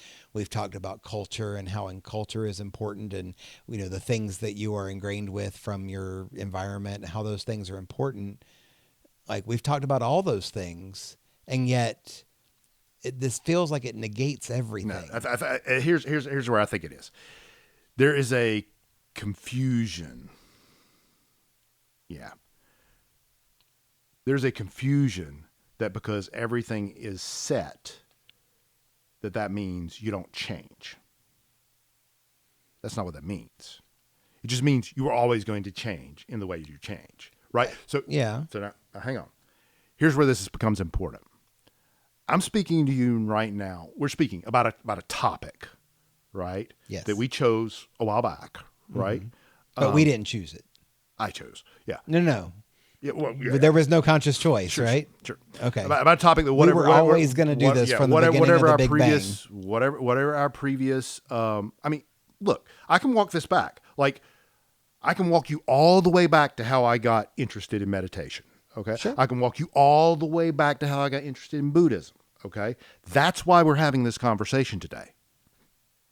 Okay. I didn't choose any of that shit. It just happened. Okay. Okay. Okay. It happened because someone else came into my sphere of influence, right? And I saw something or read something or heard something that put a seed in my brain. And then that seed caused an urge, which caused me to go do something. Okay. Okay. And on and on and on. Okay. This conversation we're having is going to change us both in very significant ways. Okay. But it was always going to happen. Okay. Okay. And hopefully this conversation will get out to the world and change other people in very significant ways. Okay. Here's where I think the problem is. People look at this and they go, well, it was always going to happen, then what I do today doesn't matter. That's not true. What you do today still matters just as much as it was always going to matter. But you just don't have any responsibility for it. You can't change what you were going to do. Correct. But other people can change what you're going to do in the future. Yes, but that was already predetermined too. Yes, right. You're getting it. You're getting it. No. But what I'm trying. Okay, so let's look at it this way. Okay, somebody does something awful. They murder somebody else, and we say, okay, you're going to go to prison for that. Okay, regardless of the reason, whether it's to rehabilitate them, whether it is to just put them away somewhere because they're dangerous, whatever it is. Like what I'm hearing you say is that this person that murdered somebody was always going to do that, and that there's nothing that could have been changed, and whatever their punishment for that, whether they got caught or not, what their punishment was, all those things were always going to happen. Yes. So putting them in prison makes no difference. No, that's not what that means. Well, but It does make a difference. It makes a difference precisely in how it was always going to. The difference it was always going to make. I understand, but what I mean is that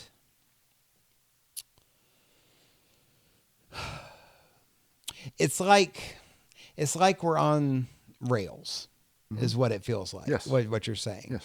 And that when you come to a junction and there are multiple ways to go, you don't have any ability to change which way your train is going to go when you get to that junction. That's correct. If that's the part that's bothering you, I'm going to fix that. No. I'm not saying it's bothering me that is the case. What I'm saying is,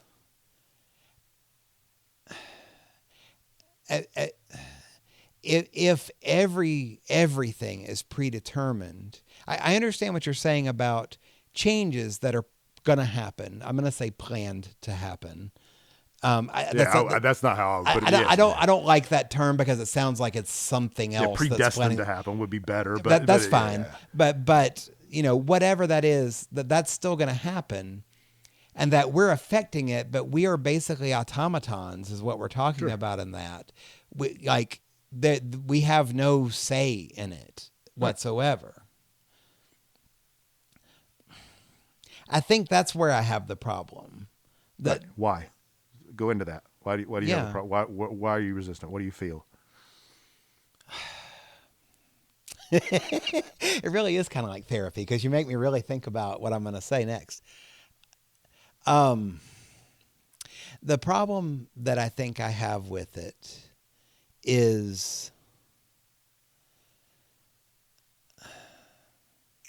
I don't think it's ego. So let me start there. Okay. It's not a case of I need to be making a difference. That I don't think it's that. But it is more of a what's the point of it all? Like what is the feeling? Well, nihilism, I think, is probably the best way to go with that. Can you get more simple? Can you? Is it bad? Is it good? Is it? Oh, it's bad. Is it a tension in your chest? It's empty, is what it feels empty. like. Okay. Empty. It is. It's like loss, maybe. Irrelevance. Okay. Is maybe more. Okay. But I would also say, but it's not like personal irrelevance. It's like irrelevance of the whole universe. Well, that's true. Well, I mean, that's almost demonstrably true. I mean, it's like none of us get out of this alive, man. Like there's no known state where the universe gets into a perfect, synchronicity to where everything flowers at once and everything stays perfect forever. It's either going to have a heat death or it's going to come back together and collapse. But there's no final form to get to. Right. But I guess, so, just like we were, like, presumably we're talking about this because we want people to hear it and want to learn something about themselves. Sure. But we were always going to talk about it, and they were always going to hear it or not hear it, and they were always going to make those determinations regardless. So I'm gonna let me fix that for you, because you keep focusing on that, and I think that's breaking the conversation a little bit. Okay. So we can do this whole thing without that. Okay. We can say that it's probabilistic. Okay. That, if you ran it 1,000 times, maybe you do choice A 70% of the time and choice B 30% of the time. Okay. Okay. And then the paths change after that. All right. There's still no free will. Okay. And okay. And why does that make you feel any different? If it does.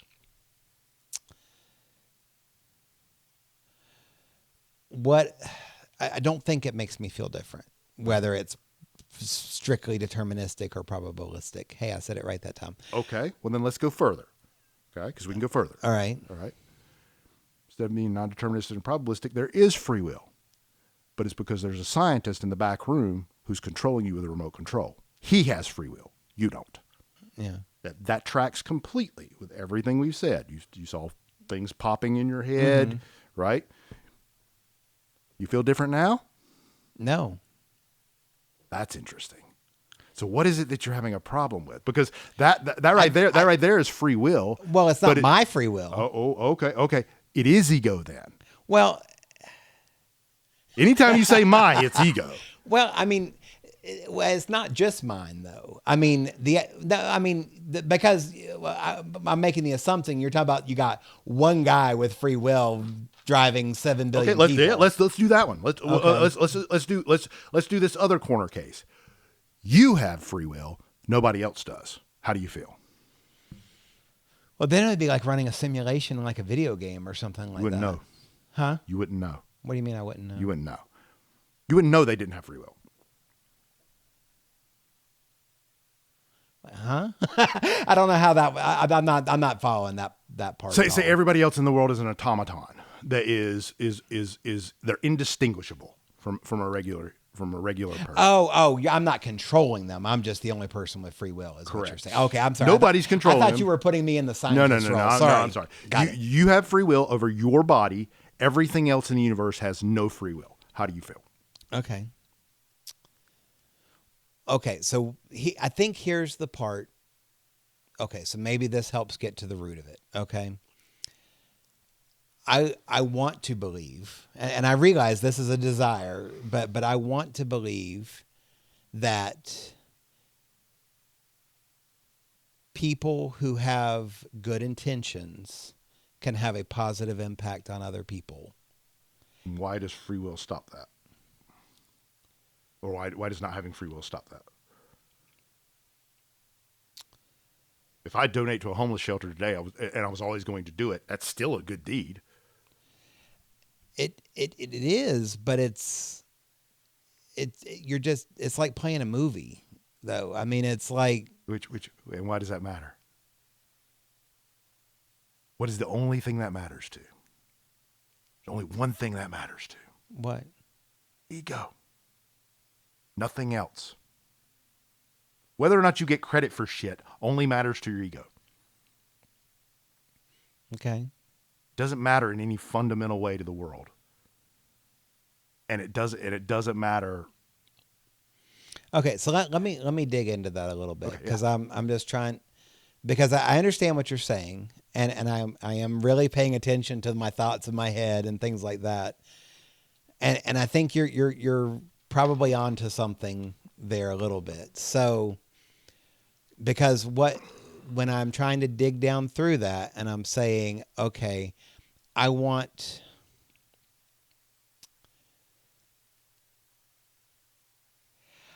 to believe that if I've done good things, that somehow reflects positively on me. But I also want to believe that it is something that I want to know that I've bettered somebody else. It's not so much ego as much as it is that, it's kind of like the whole, it's better to, less suffering is better than more suffering kind of thing. No, I agree. So I would say that's a separate thing. Okay. Yeah. Because that isn't going to be impacted. That feeling of you did something good in the world would not be impacted whether or not you were forced to do it or you made the decision to do it. Right? Somebody could have put a gun to your head and said, donate $10,000 to the local food bank. Right? And you did it, and you can still feel good about you did something good for people. Yeah. Right? Right? Right. But only thing that's different is you can't feel good about you did it. Right. Yeah. Yeah, I do see that. And I definitely, like, when I try to walk my thoughts back, like you were talking about, a lot of it does come back to ego. Ego's a bitch, man. Yeah, because, kind of go in the opposite direction. We've all had things that we wished we hadn't done, and we would like to know that we learned from those and that we wouldn't do it again. And that may be true, but we want to believe in free will, in our ability, or rather our capability to have done different things and that we chose the best. Right. Versus, and often we only give ourselves credit for the good. Like, everybody says they're a good person. Like, you'll never meet a person. I guarantee you could ask the worst fucking people in the world right now, whoever you think that is, which I will not get into. Anyway, if you took the worst person in the world right now and you ask them, are you a good person? They're going to say yes, or they're very close to killing themselves. One of the two is true. right. Okay. Yeah. That is so common because of this exact thing. Because people give themselves credit for the good things they do in the world, whether they meant to do them or not. Right? Like, right. Sometimes people, you don't even mean to do the nice fucking thing. And somebody's racist is holding the door open for somebody, not really paying attention. And then they walk through and they realize they held the door open for a black person. Right? And now they're all fucking pissed off for the rest of the day. Right? Right? But they still will pat themselves on the back. Right. For I held the door open for black people. I'm not a racist. You see what I'm saying? I got a best friend that's black. Yeah. Yeah. So we're fantastic at that. We're fantastic liars, and we're best at lying to ourselves. Right. Yeah, that's true. So the ego thing is it is the most significant part of all of this. Like, it's so involved in all of this. And I swear, that's why I keep saying, whenever someone is angry about free will, I can almost 100% tell you it's ego. It's one of two things. It's either ego or religion. Okay? Yeah. It's one of those. It is kind of funny, though, just a little bit of an aside, but one of the most popular Christian denominations is Presbyterian. And they believe in predestination. Yeah. So, and I've always wondered exactly how that works in religion, because there's so much of what, in Christianity, you're supposed to be, choosing to do choosing to, Dude, Christianity is so screwed up like that. I know, like, but I'm just saying, like, it's that they believe in predestination, but also you have to take communion and you have to do other things that you're choosing to do. I'm going to give somebody credit that I don't like, but I'm going to give him credit anyway because this is a great quote. He's got a lot of good quotes. Neil deGrasse Tyson said something like, I'm going to butcher this, but this is more or less what he said. Yeah. He said, Christians believe that there's a God that is all-knowing, all-powerful, and all good. Okay? Yeah. But it can't be all three of those things. If it's all-knowing, right, and all-powerful and all good, then you cannot explain how children suffer every day. Yeah. Because if he can't stop the suffering, he's not all-powerful. If he won't stop the suffering, he's not all good. Right. If he doesn't know the suffering exists, he's not all-knowing, right? So all three cannot be true simultaneously, okay? Yeah. Like, little contradictions like that are all through Christianity. Sure. Right. So it really doesn't, it doesn't shock me as much as I think it shocks a lot of people, but it's like with, in a lot of the book, you will see things that relate to free will, like sinning is under your control, right? According to right. pretty much all Yes, of the Bible, yes. right? But then at the very beginning, it says God, knows, basically God knows everything, right? Well, we can't know everything if we haven't made the choice yet, right? If he already knows the choice we're going to, like, I heard this growing up all the time, God knows every choice we're ever going to make. Yeah. Well, if he does, how? I haven't made the fucking choice yet. I don't even know what choice I'm going to make. How the fuck does, I mean, that's telling you right But there. you're not making a choice. Right. That's telling you right there you don't have free will. That's what I'm getting at, right? Anyway. But yeah, I mean, just back to the point, I think it's always either ego or religion. Like it's when someone gets angry about it, it's one of those two things. And I know this because that's where I came from. I used to get so fucking angry about it, but it was all ego for me. Yeah. And I definitely think you made a good point in that if it's okay, I just want to dissect this a little bit just because we've already kind of talked about it and I don't want to repeat ourselves too much, but at the same time, I'm just kind of grasping the edges of where you are and I'm just trying to, I guess, color inside the lines a little more, Okay.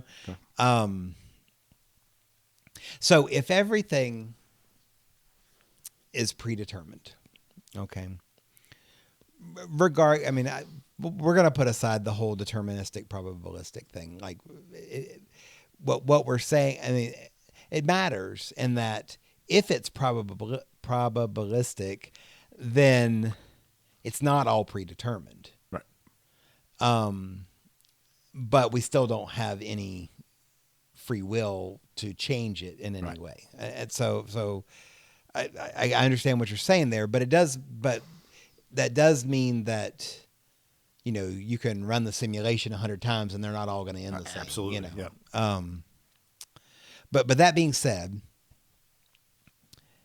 where I find myself resisting it is frankly because, and I think it is ego from what we're saying. So I'm just going to say this out loud though, is that I want to believe that I have the ability to make a difference in mine and other people's lives. Okay. And I want to believe that out of all the possibilities of things that I could do, being righteous in that way is what I would choose to do. And I understand that is ego in saying that. And maybe righteous isn't the right word, but trying, doing something positive, right? Like, I think, and this, let me tell you a little bit of something about myself that it's a little embarrassing, but it's also probably explains my mindset in this. But I think a lot of people feel this way a little bit. I've always kind of felt like, we were talking about this probability field, right? I've always felt like my future was a bit of a probability cloud. I'm probably going to go in this direction, but I don't know that. I could do many different things. And that kind of nothing was really off limits when I was a kid, right? Right, yeah. I mean, I couldn't be an astronaut or whatever. I probably couldn't be born as a little black boy, but no, I'm joking. But yeah, anything, right? Like you said, it could be an astronaut, it could be president, it could be a baseball player. When people ask you, when you're a fucking tiny kid and somebody asks you what you want to be when you grow up, like you don't put a single thought to how possible it is. It's just whatever you like the most is the coolest right then. That's what you're going to be. But even as an adult, just because, let's just say my first computer job where I'm selling computers and then, working, in a tech department for CompUSA, right? I didn't know. I mean, I'm like 20 years old when I started working there. I didn't know where that was going to lead, Right, what of I course. was going to do. But here's the part that's a little embarrassing, is that there's a lot of things that I probably should take off that list and say, that's never going to happen. But it's not until they become an impossibility do I actually do that. So, and it's kind of silly, but I love baseball. And there was something that was always in my head that as long as there was a baseball player still playing that was older than me, then theoretically I could still do it. You know what I mean? Like, look, I am certainly not in the shape, nor do I have the ability to go play Major League Baseball. I'm not even suggesting anything Yep. of the sort, but it still was in that probability cloud, if you will. Yeah. Maybe it was a really, really tiny, but it was kind of there, and it made me sad when I got to the point where I realized that, yeah, I'm too old to do that now. That there's no chance, literally no chance. And there's a few things like that. Like I think about, I've thought about this, like, when you're young and you celebrate a lot of firsts, right? I mean, it's you get your driver's license and you're driving by yourself the first time you graduate high school, first kiss, first kid, all those types of things. But then when you get toward the end of your life, you start getting to a lot of lasts, Yep. and it's kind of sad when you recognize them, but it's like, you know what? I've decided that I probably shouldn't be driving anymore, or, I don't think I should be living by myself anymore, or, things Well, like a lot that. of people never decide those things. Oh, and that's true. That's true. But it's kind of the same thing where it's like suddenly all those things that you can do, all those things that you might choose, keeps dwindling down. And I think when I look at this and say it's all on rails, and that there are no choices, there is no way for me to steer my life in a direction of my choosing, that it is just what it is, and it's going to be what it's going to be, then I think it just makes me sad that all of those things that I still think are possibilities, like, Well, you already know, though, on some level that I they're mean, not. I mean, yeah, but I've already, I said it was a little silly, but it's there. no, I understand. Yeah. I understand. I'm just saying, I'm just trying to help you realize it more fully so maybe you don't feel bad about it anymore. Like, you can look at it from a perspective of not even time. There's an opportunity cost to things, right? To be a professional baseball player, even if you were young enough, which you're not, but even if you I am not. and even if you could play well enough, which you can't, I cannot. but if those things were still true, okay, that requires an enormous amount of sacrifice, right? To pursue that path, right? Sure. You never had that opportunity. Well, no, but let me take a different example, and I'm just going to pick on you for a second. Okay. But you have a day job, but you're right, okay? And I would say that a lot of people who produce, whether it's, books or music or art or whatever, talent is important. Your ability is important. But also there's some level of being in the right place at the right time. Sure. Yeah, there's definitely luck. You have this probability cloud ahead of you that I would say you have a much better chance of writing novels full time than I have playing Major League Baseball full time. Okay. I hope so. But doesn't it make you a little sad to think that you have no control over that whatsoever? What do you mean I have no control over it? I can stop writing today. I mean, But you didn't control that. You didn't make right, that decision. but I didn't control the fact that I liked writing. No, I know, but what I'm saying, that's what I'm asking though, is that when you think about it that way, when you think about everything that's going to happen is on rails, that there is no conscious decision that I can make that will change anything ever in my life. I think you're I think the thing you're so hung up on, I think, is that you kind of have this idea that the purpose of life is to do shit. When you say purpose, like I'm not talking about something that is like externally given to me or anything like that. Like, But yes, I do think that there is, like, we create our purpose. I don't think that at all. I think, I mean, if you're going to have purpose, yes, you have to generate it. But of course, you can't generate anything, right? I don't think doing things is what life's about. And I think if you take if your mindset is one where you're looking at the world as this is a place that I need to act upon, right? And me acting upon it is how I generate, is how I fill this hole in my ego, which is saying that I'm inconsequential and I mean nothing, which is true.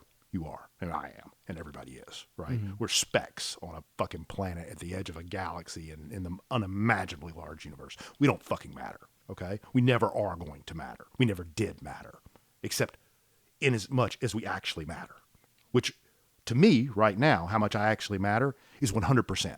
I matter 100%. Nothing else matters. I matter, right? Right? Because that's all I'm aware of. It's what I am. The reality is, consciousness is a canvas. You can't do anything. You can only experience. You're here to experience. That's what you're here for. Like, I get emotional about this because it's like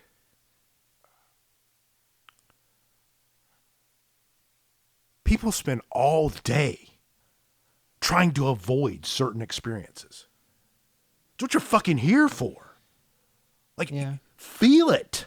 But, and I'm not trying to contradict you, but that's the thing. Like you're trying to make a point of you should choose to do something different. No. Well, I mean, no. I'm saying when you see there's no choice, you can let it go. You have the ability to watch things. But whether you're going to see that and whether you're going to let it go or not is all predetermined. It's, how do I put this? Yes. Okay? Yes. Yeah. There's no struggle. Okay? There's no struggle. Right? But until we have this interaction. Right. Right? Or you have an interaction with somebody else, or an interaction with a book, or an interaction with something that randomly sparks it in your head, mm-hmm. things aren't going to change in your mind to where you can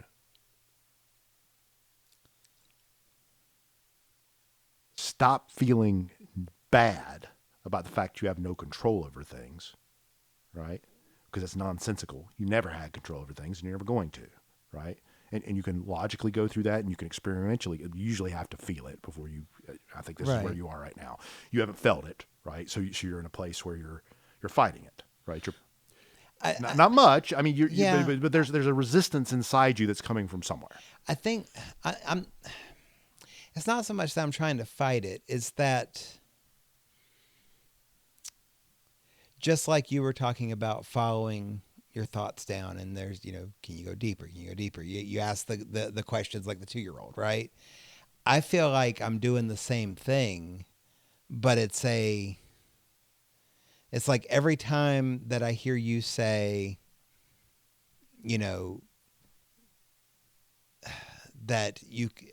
every time I hear you say anything along the lines of, you should feel this, you should think this, you should examine this, I'm like, well, you were either going to or you were not going to already. Yes. You know what I mean? So it's like... But this is the future I'm talking about, right? The future changes from right now. Everything we're doing right now changes who you are. It changes who I am. It does, but it was already going to do that, right? Sure, but that doesn't mean there isn't still struggle for you as a organism in doing it, right? You're still going to feel the same stuff or not. Like, if you come out of this thinking I'm completely full of shit and don't listen to anything I've said, that's okay. You're going to have a certain experience, right? That your life is going to change in exactly the way it was predestined to change. Right?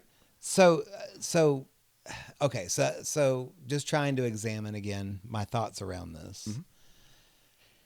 And when you say, maybe I'm struggling a little bit with, or having some resistance to this, Sure. this line of thought, I think it is because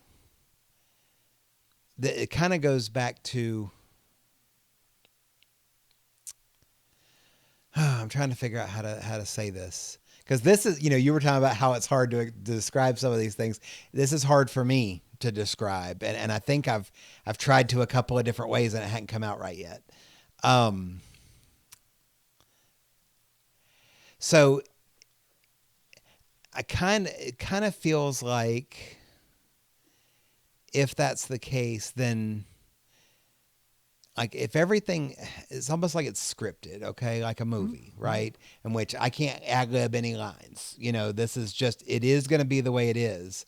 And you've got a plot. Now, I know I'm not saying that existence has a plot, but I'm saying that, somebody in a movie writes out a plot. And just like you've done with books, you talk about problem solving, right? You got to figure out how you get from point A to point B and make it interesting and all those other kind of things. Well, life is like a really bad movie with no plot, and it's not always interesting, and all those types of things. But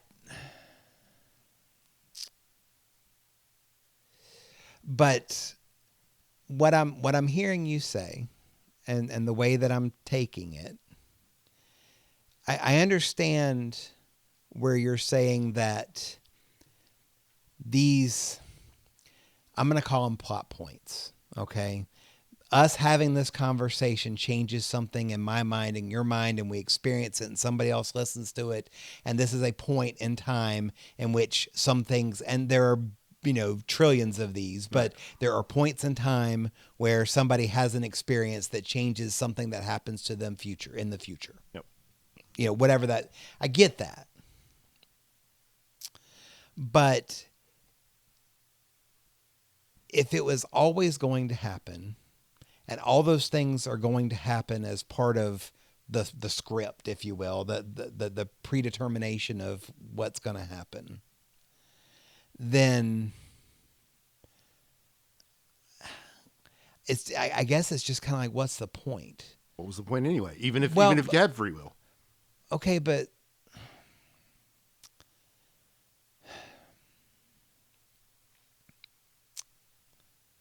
I mean, this is another. I don't know if this is the same problem with free will, or if this is a different problem. Because this is another problem people have too. Is this existential dread, right? About the vastness of the universe. Like some people, right. Like I look at space and I'm awe inspired, right? But I do feel a little bit of that call of the void kind of thing, where you're like if you've ever looked into a very deep body of water, and felt a chill, or you've looked off the edge of a cliff and thought about jumping, there's a call, there's a feeling associated with that. It's called the call of the void. Some people feel this dread like that when they look at, or they think about how vast the universe is, right? Mm-hmm. There's an existential dread because you realize that,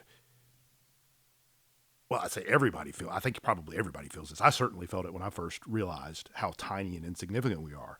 And the fact that, I had the same feeling you were talking about, but baseball, when I realized that not only was it not going to happen in my lifetime, it's probably never going to happen, that humanity is never going to sail the stars like in fucking Star Wars, right? Mm-hmm. Right? Yeah. Because for a very long time, an embarrassingly long time, right? I still thought that was a possibility in my lifetime. Like maybe we would extend the lifespan long enough that, we could upload our brains into a computer or something, and maybe one day we could fucking go search stars.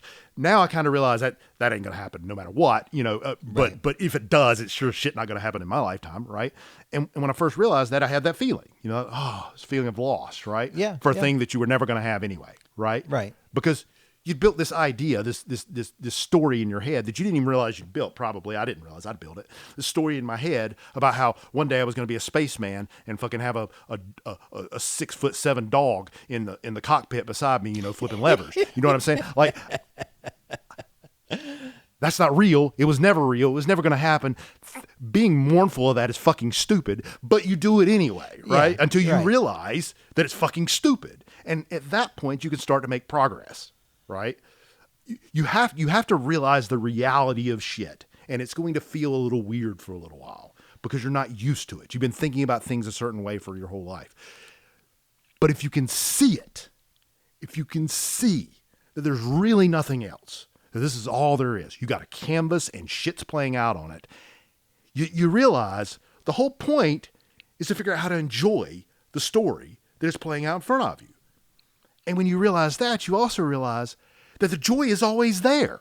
It's always there. It doesn't matter what's happening. There's always some joy there, okay? They can't take what's in your head. Nobody can take what's in your head, okay? You can always find joy, okay? You can also find fascination in the worst fucking things, okay? Someone, I don't know that I can do it. Please don't somebody kidnap me and try this shit, right? But there are people who you could tear their fingernail off slowly and they could watch it and smile. I have some pliers. We could, I mean, I can't. that would make great content. podcast That'd be great content. Yeah. Joe Rogan should try that immediately. Anyway, I heard he's slipping a little bit. So, maybe this will bring him back up in the ratings. That's right. If that works, maybe he can put his penis in a vice next. That would be awesome. Anyway, so what I'm saying is that those people who are capable of doing that, they're not doing it because they're fighting it. They're doing it because of the opposite. They're going into it and they're seeing all the complexity of feeling that's coming from that. And they're not judging it. They're experiencing it for what it is. Okay. But even with that though, like you describing that, you're describing it as if they are choosing to do that. But it's not. Okay. Everything in life is always going to feel like you're choosing, even once you understand this. It always feels that way. But you can always look at it and see that that's not true. Okay? I don't really know how to. For me, I'm just going to tell you what my own experience was. I fought this years. I know exactly where you're coming from. I fought it much harder than you're fighting it. Okay, so I know exactly where you're coming from. Like I would literally cuss at my phone and throw it. Stupid motherfucker. You're black, and I throw it. And go, well, what happened is when I saw it, when I finally really saw it, that there was no other option. This is the truth. Yeah. Like it all just fell away. All the resistance just went away. It was immediate. Like, oh, I'm not angry anymore. Right? Now it still took a while. I felt kind of like you for a while. Pretty long while. Where I was like,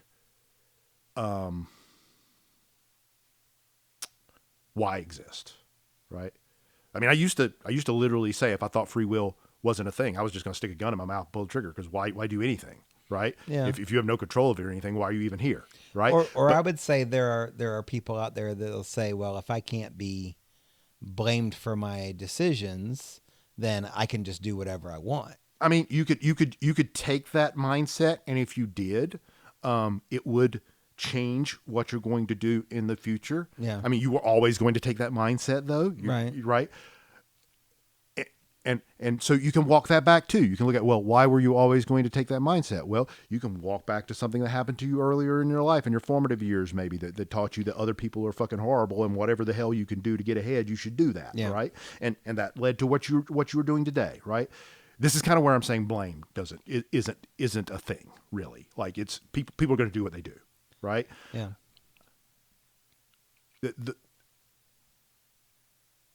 The two things I hear you struggling with is, one, this idea that you're kind of looking at things being predetermined or even being probabilistic as being that there is nothing changes, kind of. Not that nothing changes, but that it's all on rails. That whatever changes that do occur, but I have nothing to do with them. Okay. But again, that's ego. So it's probabilistic. Even if it's probabilistic, it's not on rails. Okay, so if it's probabilistic, Right. then that takes the on rails part off. But you're still in the same place. You're still in the ego place where you have this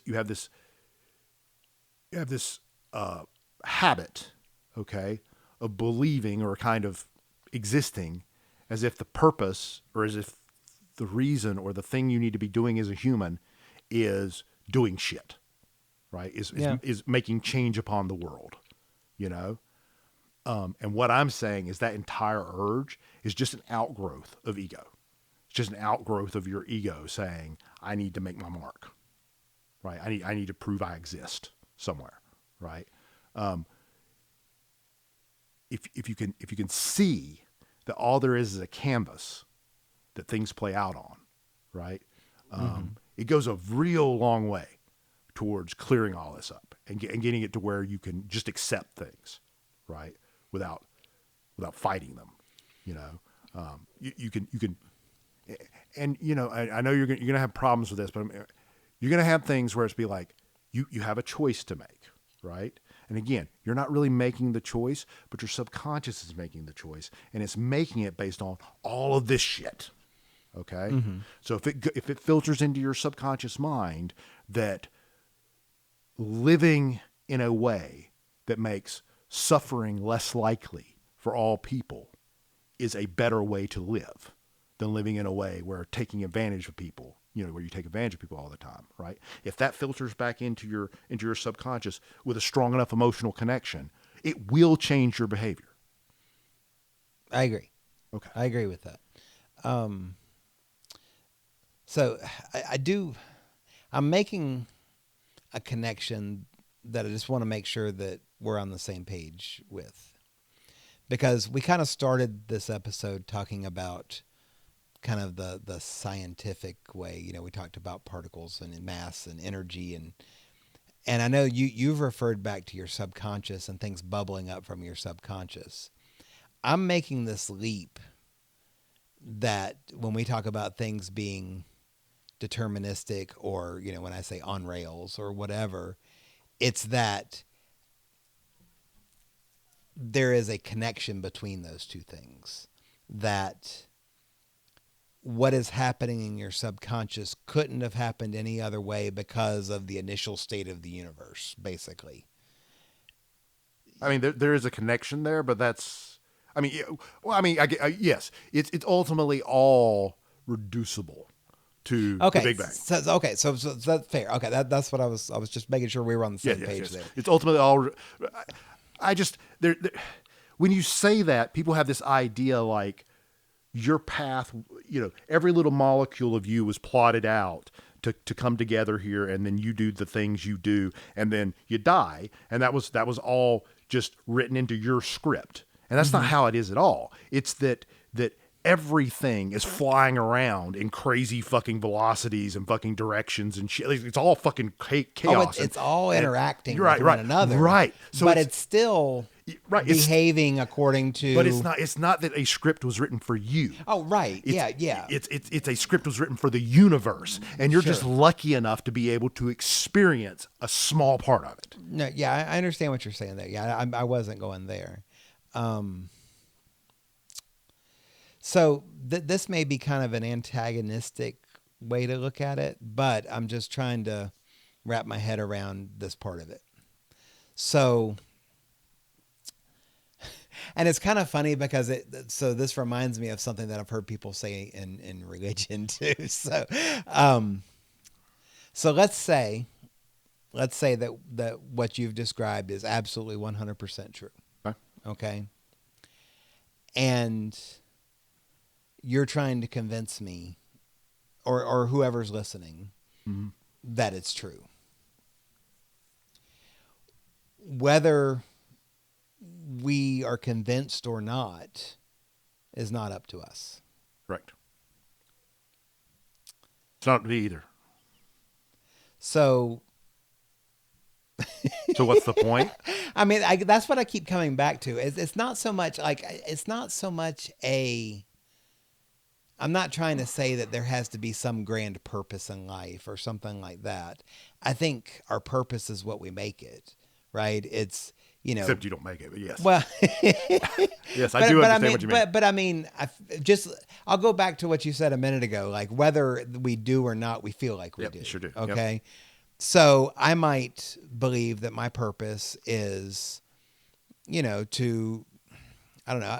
Most people are going to have multiple, right? It's to be a good dad, or maybe to be a good husband or good son, or maybe it's to be really good at this one particular skill, or whatever it is, right? And we're going to do things throughout our lives that are going to strive towards whatever that purpose is that we've set for ourselves. Some people have no purpose. Some people, Most people change it a bunch of times during sure, life. absolutely, and I'm sure I have. Yeah. So what I'm trying to understand when I say what difference does it make? Like why does it matter? What is it all for? Whatever you're saying, it's not about some grand, why are humans here or anything like that. But it's more about if all of my purpose is predetermined, and everything that I'm going to do or say or think is predetermined, if I'm just an automaton that's following essentially programming instructions at that point, right? Then what it like it's not what is the point as much as like why? I mean, it's almost like this just huge question of just why. Okay, so we need to make some distinctions here to get to anywhere close to this, to what's causing this. Okay, so let's make a very quick distinction. If you're saying in a universe without free will, right? Yeah. You have the question of why. Why do we exist? Why is anything here? I know, and it's an awful big, vague question. Yeah, I understand that. But Everybody feels this. Like it's not just you. Okay, so here's the question: in your universe with free will, what difference do you make? well, I would say that in a universe with free will, then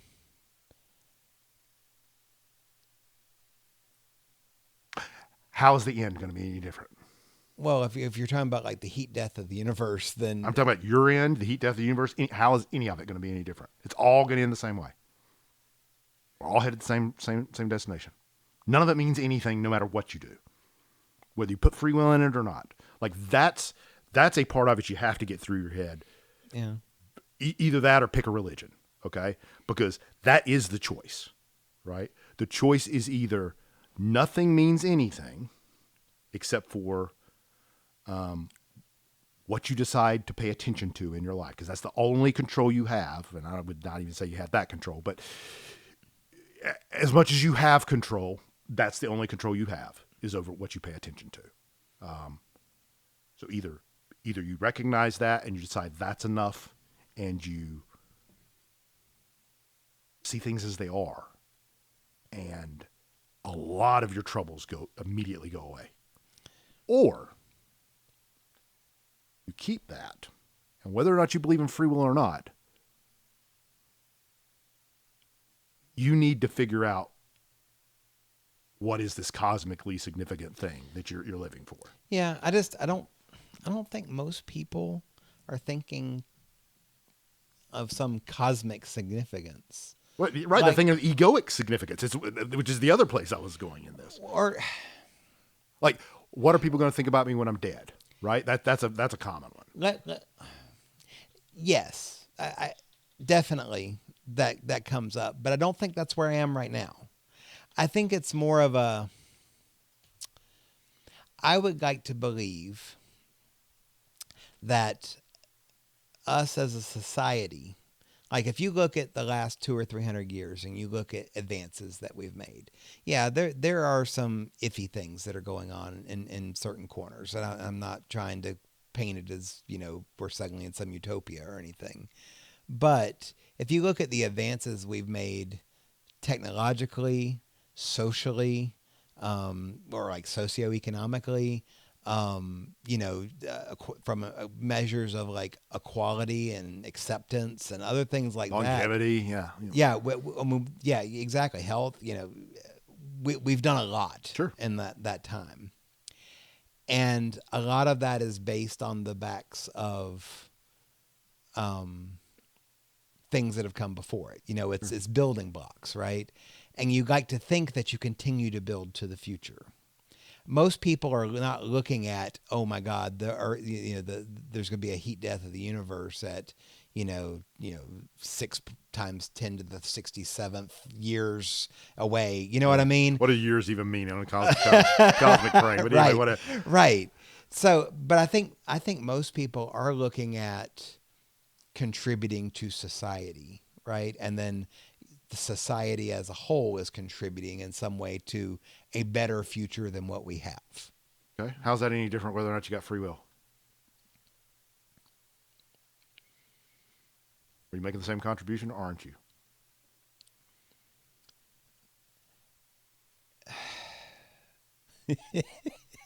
I know you keep coming back to that, and I don't have a rebuttal for it. I mean, I can't say that it makes a difference unless it's about ego, I guess. You just keep asking yourself questions like that. It's just every time we get to that, like what I find my brain running up against the wall that I keep beating myself up against is the idea that, okay, if nothing matters and it's all going to happen the way it's all going to happen without me doing anything. No. Hold on. Because I caught myself as I was saying it. It's not without me doing anything. But see, this is what I was talking whatever about. I'm going to do, I'm going to do. The me thing. The me is what I was getting at. Say it's not without me doing things. You separated. You did this automatic separation, which is what I was talking about at the very beginning of this. This automatic separation between the conscious you and the subconscious you, right? Yeah. You said me, I didn't do this thing, or if I don't do this thing, or if I didn't, I didn't choose to do this thing. Well, yes, you still chose to do. But see, I don't feel like. I mean, I understand what you're saying, but I feel like it's almost arbitrary as to what's subconscious and what's predetermined. I mean, you've already said that this is all predetermined, and your subconscious is based on the nature of the particles, the energy and mass, all from the. So at that point, like, me is Big Bang. I mean, it's literally like what you're saying is that there is no me, period. I'm just a collection of particles that generated in the Big Bang, and they happen to have organized in this particular way for this time. And have a consciousness that is bound by whatever it's bound by, like, because we don't really know if what we see is actually what is, right? So we know we have a consciousness and it has some boundaries to. I mean, it's boundless in our imagination. We can imagine as far as we want to go, but there's only certain things that are going to come into our consciousness. I'm not going to have your thoughts all of a sudden. Okay, I'm going to have my thoughts. Right.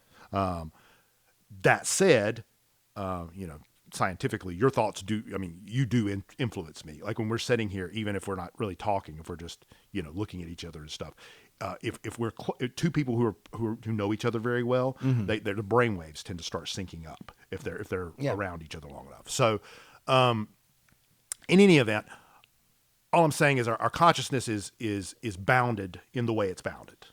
Okay. Yeah. We can't say anything about what occurs outside of that consciousness. The only thing we can actually say is true is whatever's occurring in that consciousness. Okay.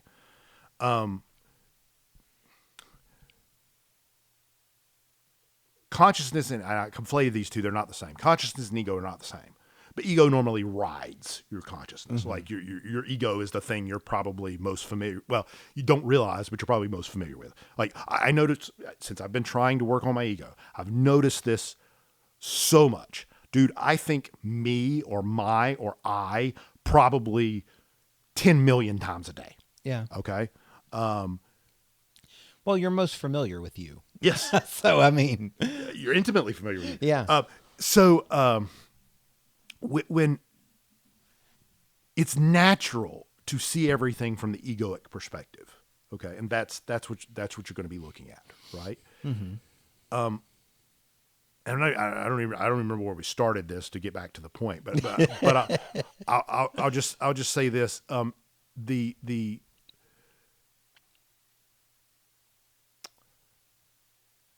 the thing that is most important here is just to realize that it's not, you're not an automaton in the sense of you are predetermined. Right? You're not an isolated thing. Right. You interact with other things, right? But those interactions are predetermined. Sure.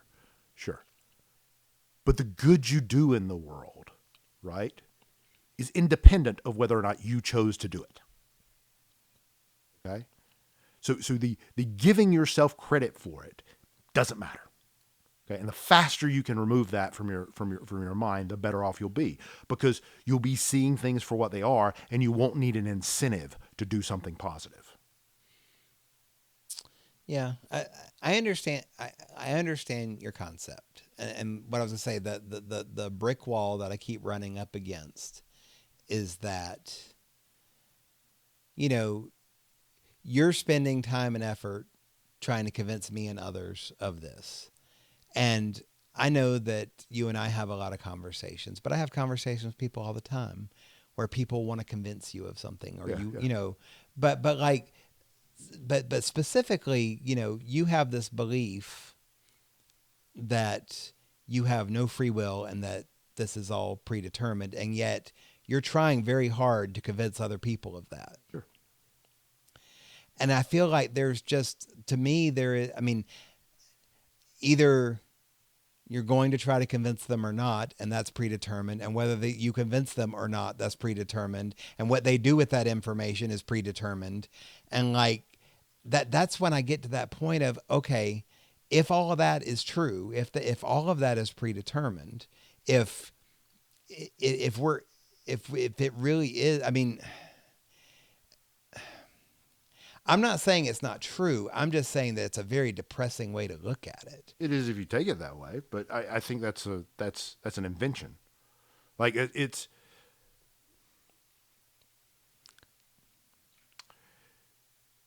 I'm trying. I think we're getting back. First of all, let me clear something up. I'm not trying to convince you of anything. I'm trying to help you see things. Mm-hmm. Okay, because like I've said many times, I'm not sure you can get from A to B on this without seeing it. No, yeah, I understand. And when I say convince, what it comes down to is that we're having a conversation and you are being persuasive in that conversation. I'm mostly trying to persuade everyone listening to this. Sure, thing, yeah. Just to watch what goes on in their own head and make their own decision about what they see.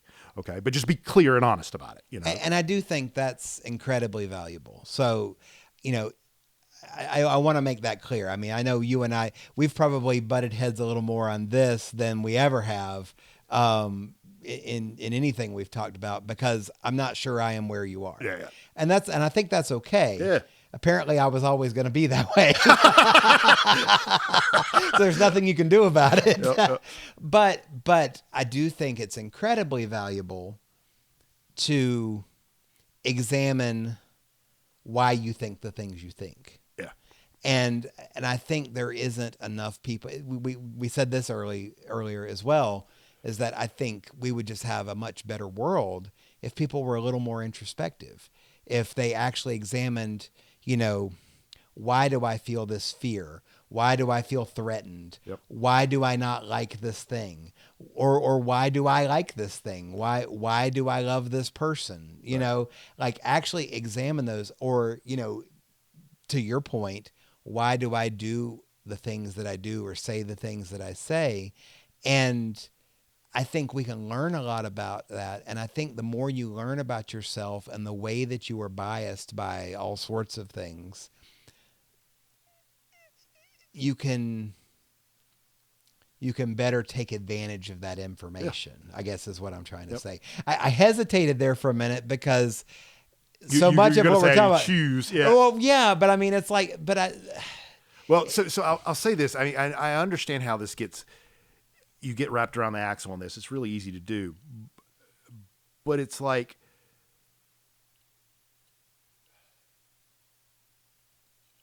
you can't discount the fact that you are changing. Okay. Right. Yeah. And I know, just because the change was preordained, right? You didn't know that. You don't know that in the moment, right? And you don't know what change it's going to make to you, right? You're not controlling anything. The only thing you can do really is pay attention. But what you pay attention to is important, right? If you have any control, that's it. Okay, is in your ability to choose what to pay attention to. I don't think you have control of that either, but I do think having this thought go into your head that I need to pay attention more to what's going on in my head causes changes, right? Yeah. That lead you down a road to where you get to this point, to where you understand, free will doesn't exist. No one's responsible for anything. I should treat everyone with compassion because we're all just playing the fucking hand we're dealt, man. Like it's you're not choosing to be a shithead to me. You had a whole bunch of shit that happened in your life that fucked you up in all kind of horrible fucking ways, and that's why you are the way you are right now. Yeah. And I should feel sorry for you, even though what you're doing to me might be heinous, right? Yeah. That's an important change. Like it will demonstrably change your life. Okay, if you can see things for what they are, because how your brain interprets that will change. Even if it was predetermined, it doesn't matter. Your experience in the moment is all that matters in this life, and that will change. Okay. I find myself keep wanting to go back to but you don't get to choose whether you're doing that.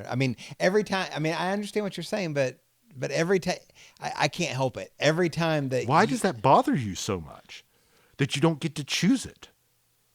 Again, it's not, you've got to drill down on that.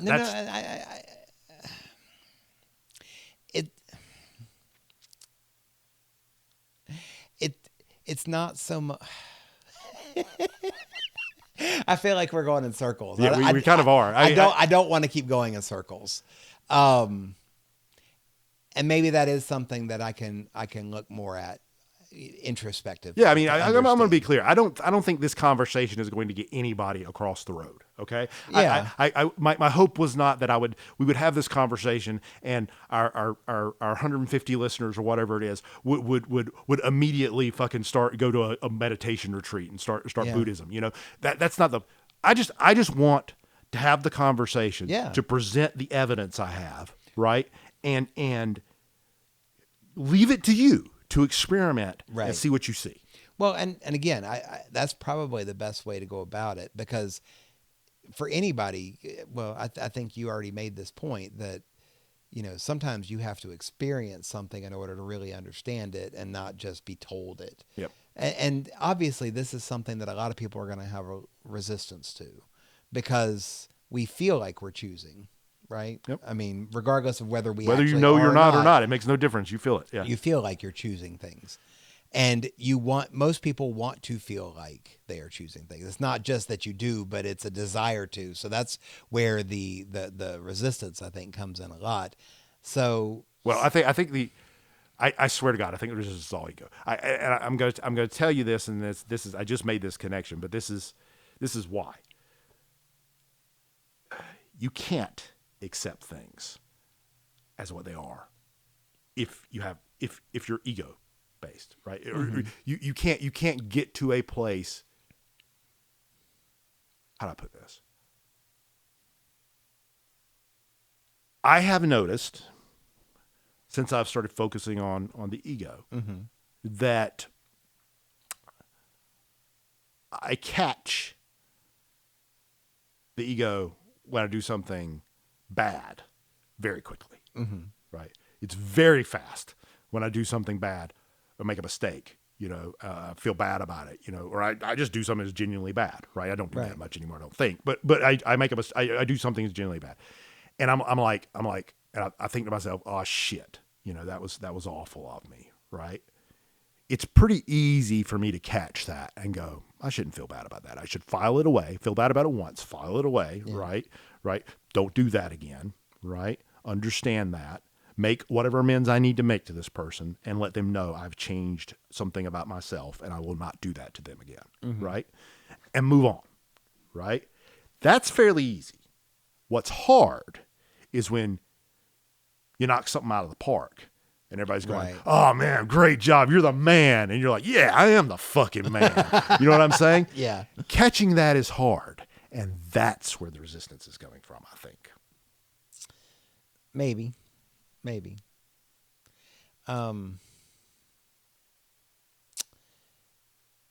I think that's part of it. Well, I mean, it's something I think you're just gonna have to explore. Yeah, I think so, and I will. We've had this conversation, so now it's lodged into my head, and it'll be something that I will ruminate on, I'm sure, and Or other not. people that listen to this will as well, Or not. Right, and I think we're about ready to wrap up, but I want to say before we do, we are probably going to take a bit of a break after this episode. Don't really know how long yet, but it won't be too long. right.